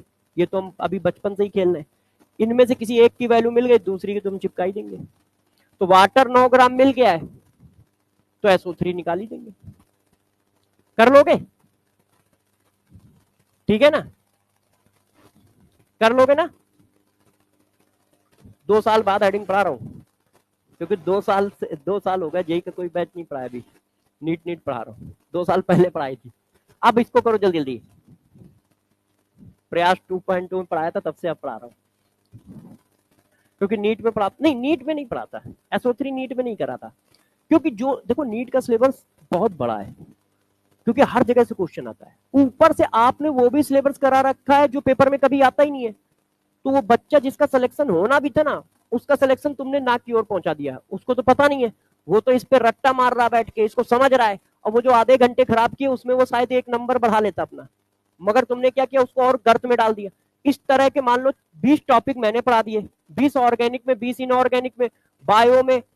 तो इसका मतलब 150 उसके पास ऐसे टॉपिक है जिनकी वैल्यू 0 है, उनसे कभी क्वेश्चन नहीं आया। उसकी वजह से वो डिप्रेशन में अलग चला गया कि सिलेबस इतना बड़ा है, इसमें मुझे परफॉर्म करना है। तो बात ये थी बुकों में क्या दिया है वो एक अलग बात, पेपर में क्या आता है वो एक अलग बात है। तो भाई पहले पेपर पकड़ो कि पता चला बच्चे को हमने पढ़ा पूरी दुनिया दी। नहीं तो केमिस्ट्री पढ़ाने में जितनी बुकों में दी है उतनी पढ़ाने में 4-6 साल लग जाए। हाँ, मेरे को एक बार वो भी बताते जाना कितने बजे हम लोग की क्लास ओवर होती है। 12 बजे होती है, हो गया है, तो जल्दी से ये क्वेश्चन कर लो। चलो चलो, इस क्वेश्चन को निपटाओ सब लोग। जो ये क्वेश्चन करेगा, क्या ऐसा कराया है मैंने, व्हाट मास ऑफ 95% प्योर। हाँ, 22 का क्वेश्चन है, वैसे मुझे 22 का, ये 24 का लग रहा है। चलो कोई बात नहीं, भाई ने 22 छाप के दिया है तो हम 22 मान लेंगे। अब क्या ऐसा क्वेश्चन मैंने कभी कोई कराया है? कल परसों ही कराया था। ये किसका है, परसेंटेज प्योरिटी का क्वेश्चन है। देखो, what mass of 95% pure CaCO3 will be required to neutralise 50 ml 0.5 MSCl solution according to the following equation। ठीक है, calculate up to second place of decimal. ठीक है, अब आप मुझे ये बताओ किसका मास पूछ रहा है, सैंपल का पूछ रहा है।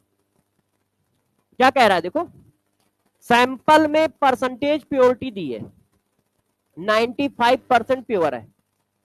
ठीक है, हम लोग जरा सा भी डगमगाएंगे नहीं, जो करते आए हैं वही करेंगे, क्यों, दूसरा काम अपने को आता ही नहीं है। तो देखो, percentage purity equal to mass of calcium carbonate, mass of sample, sample का मास दिया है, अच्छा निकालना है, इनटू 100। भाई ने ये दे रखा है मास of calcium carbonate, mass of sample into 100। यदि कैल्शियम कार्बोनेट जुगड़ जाए तो खेल खत्म है। अच्छा, क्या इसकी वैल्यू हमें दी है, कितनी दी है, 50 ml 0.5 MSCl।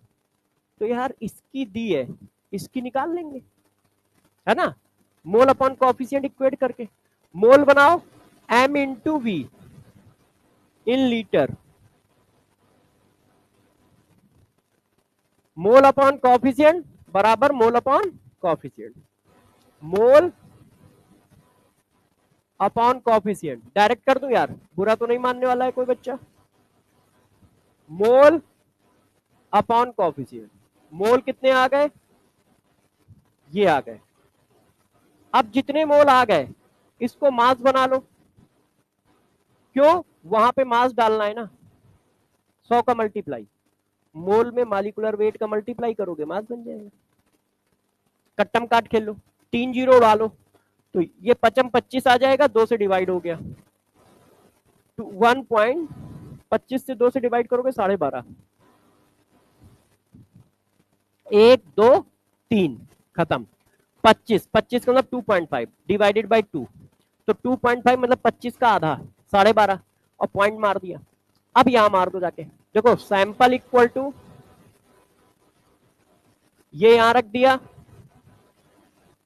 ये यहां रख दिया, और ये यहां।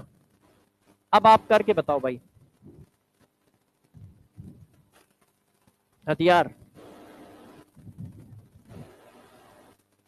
कितना है, 125 डिवाइडेड बाई 95, 1.12,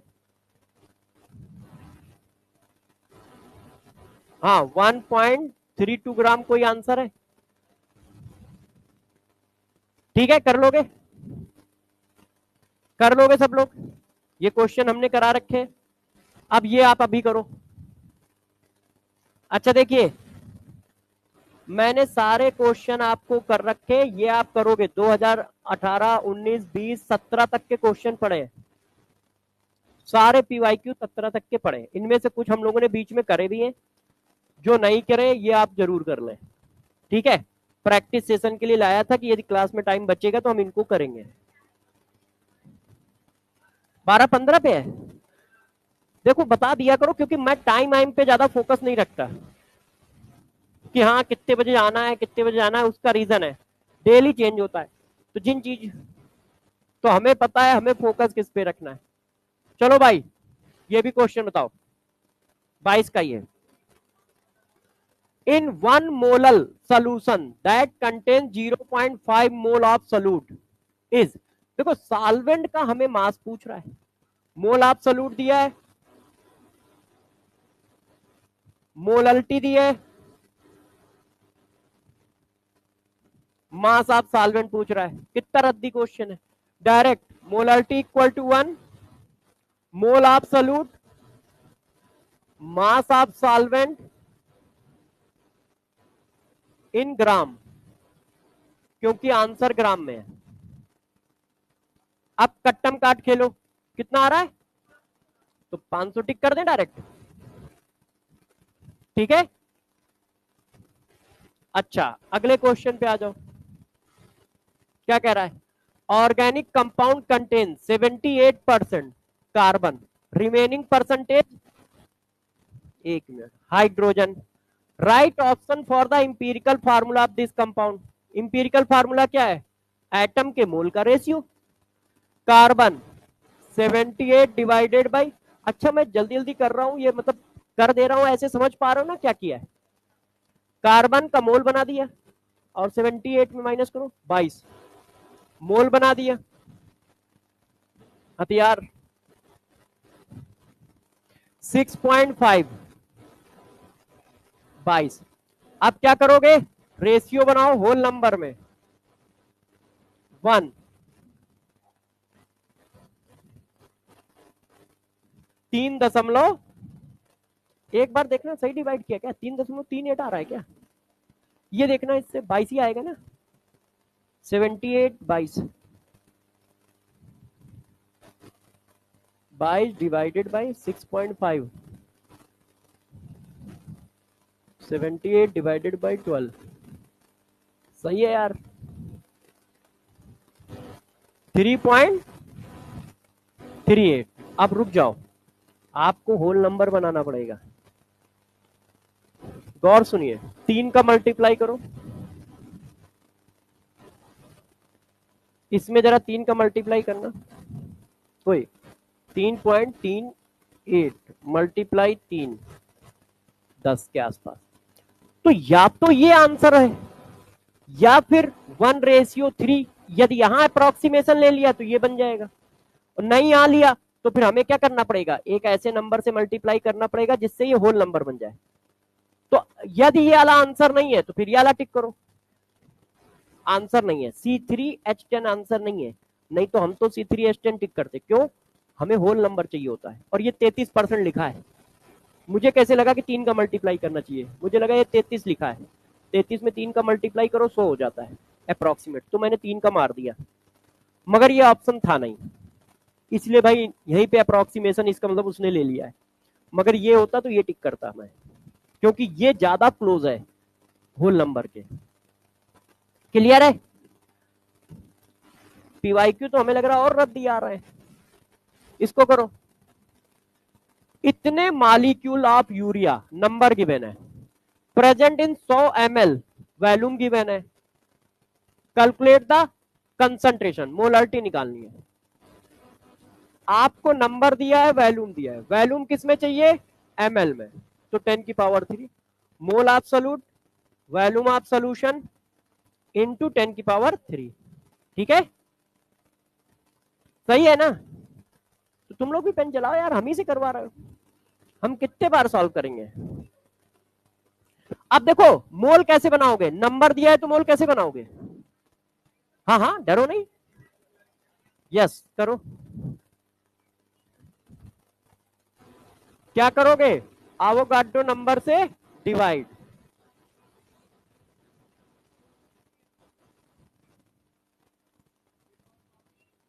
अच्छा अच्छा,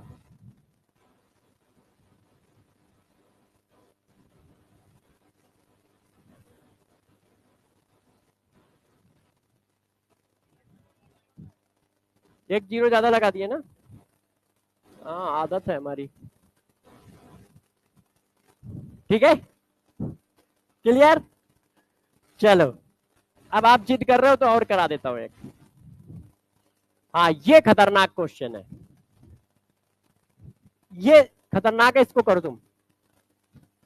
ये टफ क्वेश्चन आया, कब आया ये? अच्छा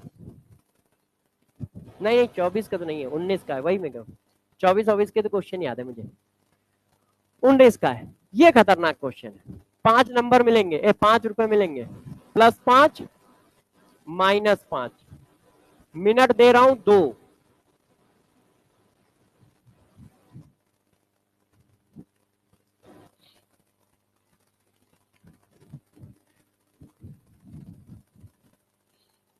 +5 -5, how many gram of concentrated nitric acid solution would be used to prepare 250 ml of 2.0 m HNO3, the concentration of acid is 70% by mass।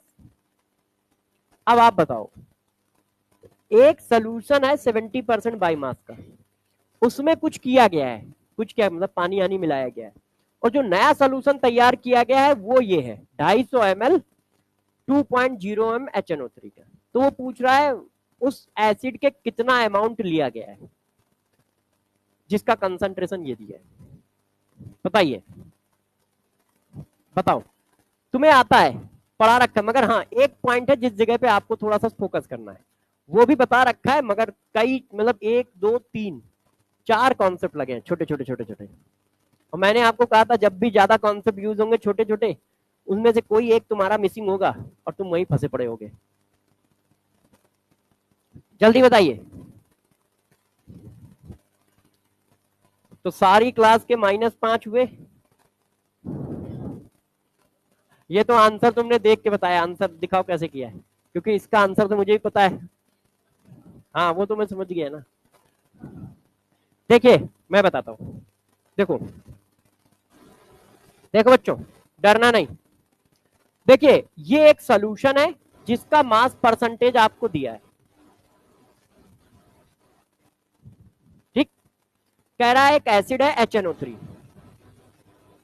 अब मैं एक्सप्लेन कर दूंगा तो शायद कर ले जाओगे। एक एसिड है HNO3 जिसका मास परसेंटेज दिया है, वो कह रहा है कि इसके कितने ग्राम में, इसके कितने ग्राम में, मान लो W ग्राम, सोल्यूशन का पूछ रहा है how many gram of concentrated nitric acid solution, इसके कितने ग्राम में पानी आनी कुछ मिलाया होगा तो ये सोल्यूशन तैयार हो गया। भाई आप पानी तो मिलाओगे,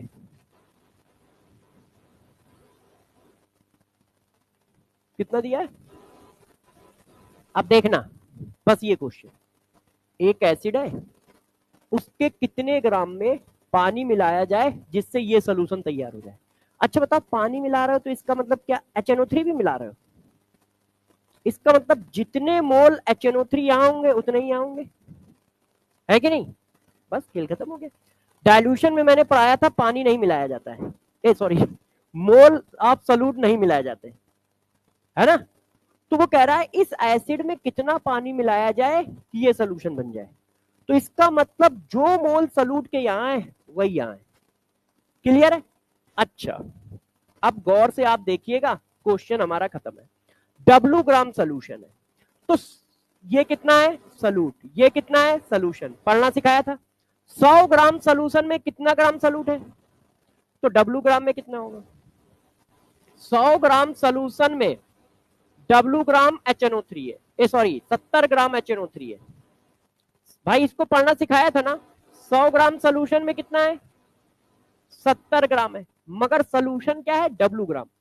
how many gram of concentrated nitric acid solution, तो हमने मान लिया W ग्राम है। तो 100 ग्राम में कितना सॉल्यूट है? 70। तो W ग्राम में कितना होगा? 70 इंटू W अपॉन 100, यही तो होगा। बस क्वेश्चन खत्म हो गया। क्यों? क्योंकि सॉल्यूट जो है वो जितना सॉल्यूट यहां है उतना सॉल्यूट यहां है, इसी में हमने पानी मिलाया है।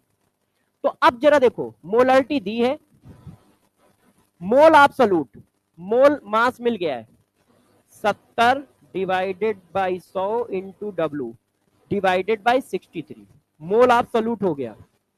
Volume of solution in litre, हाँ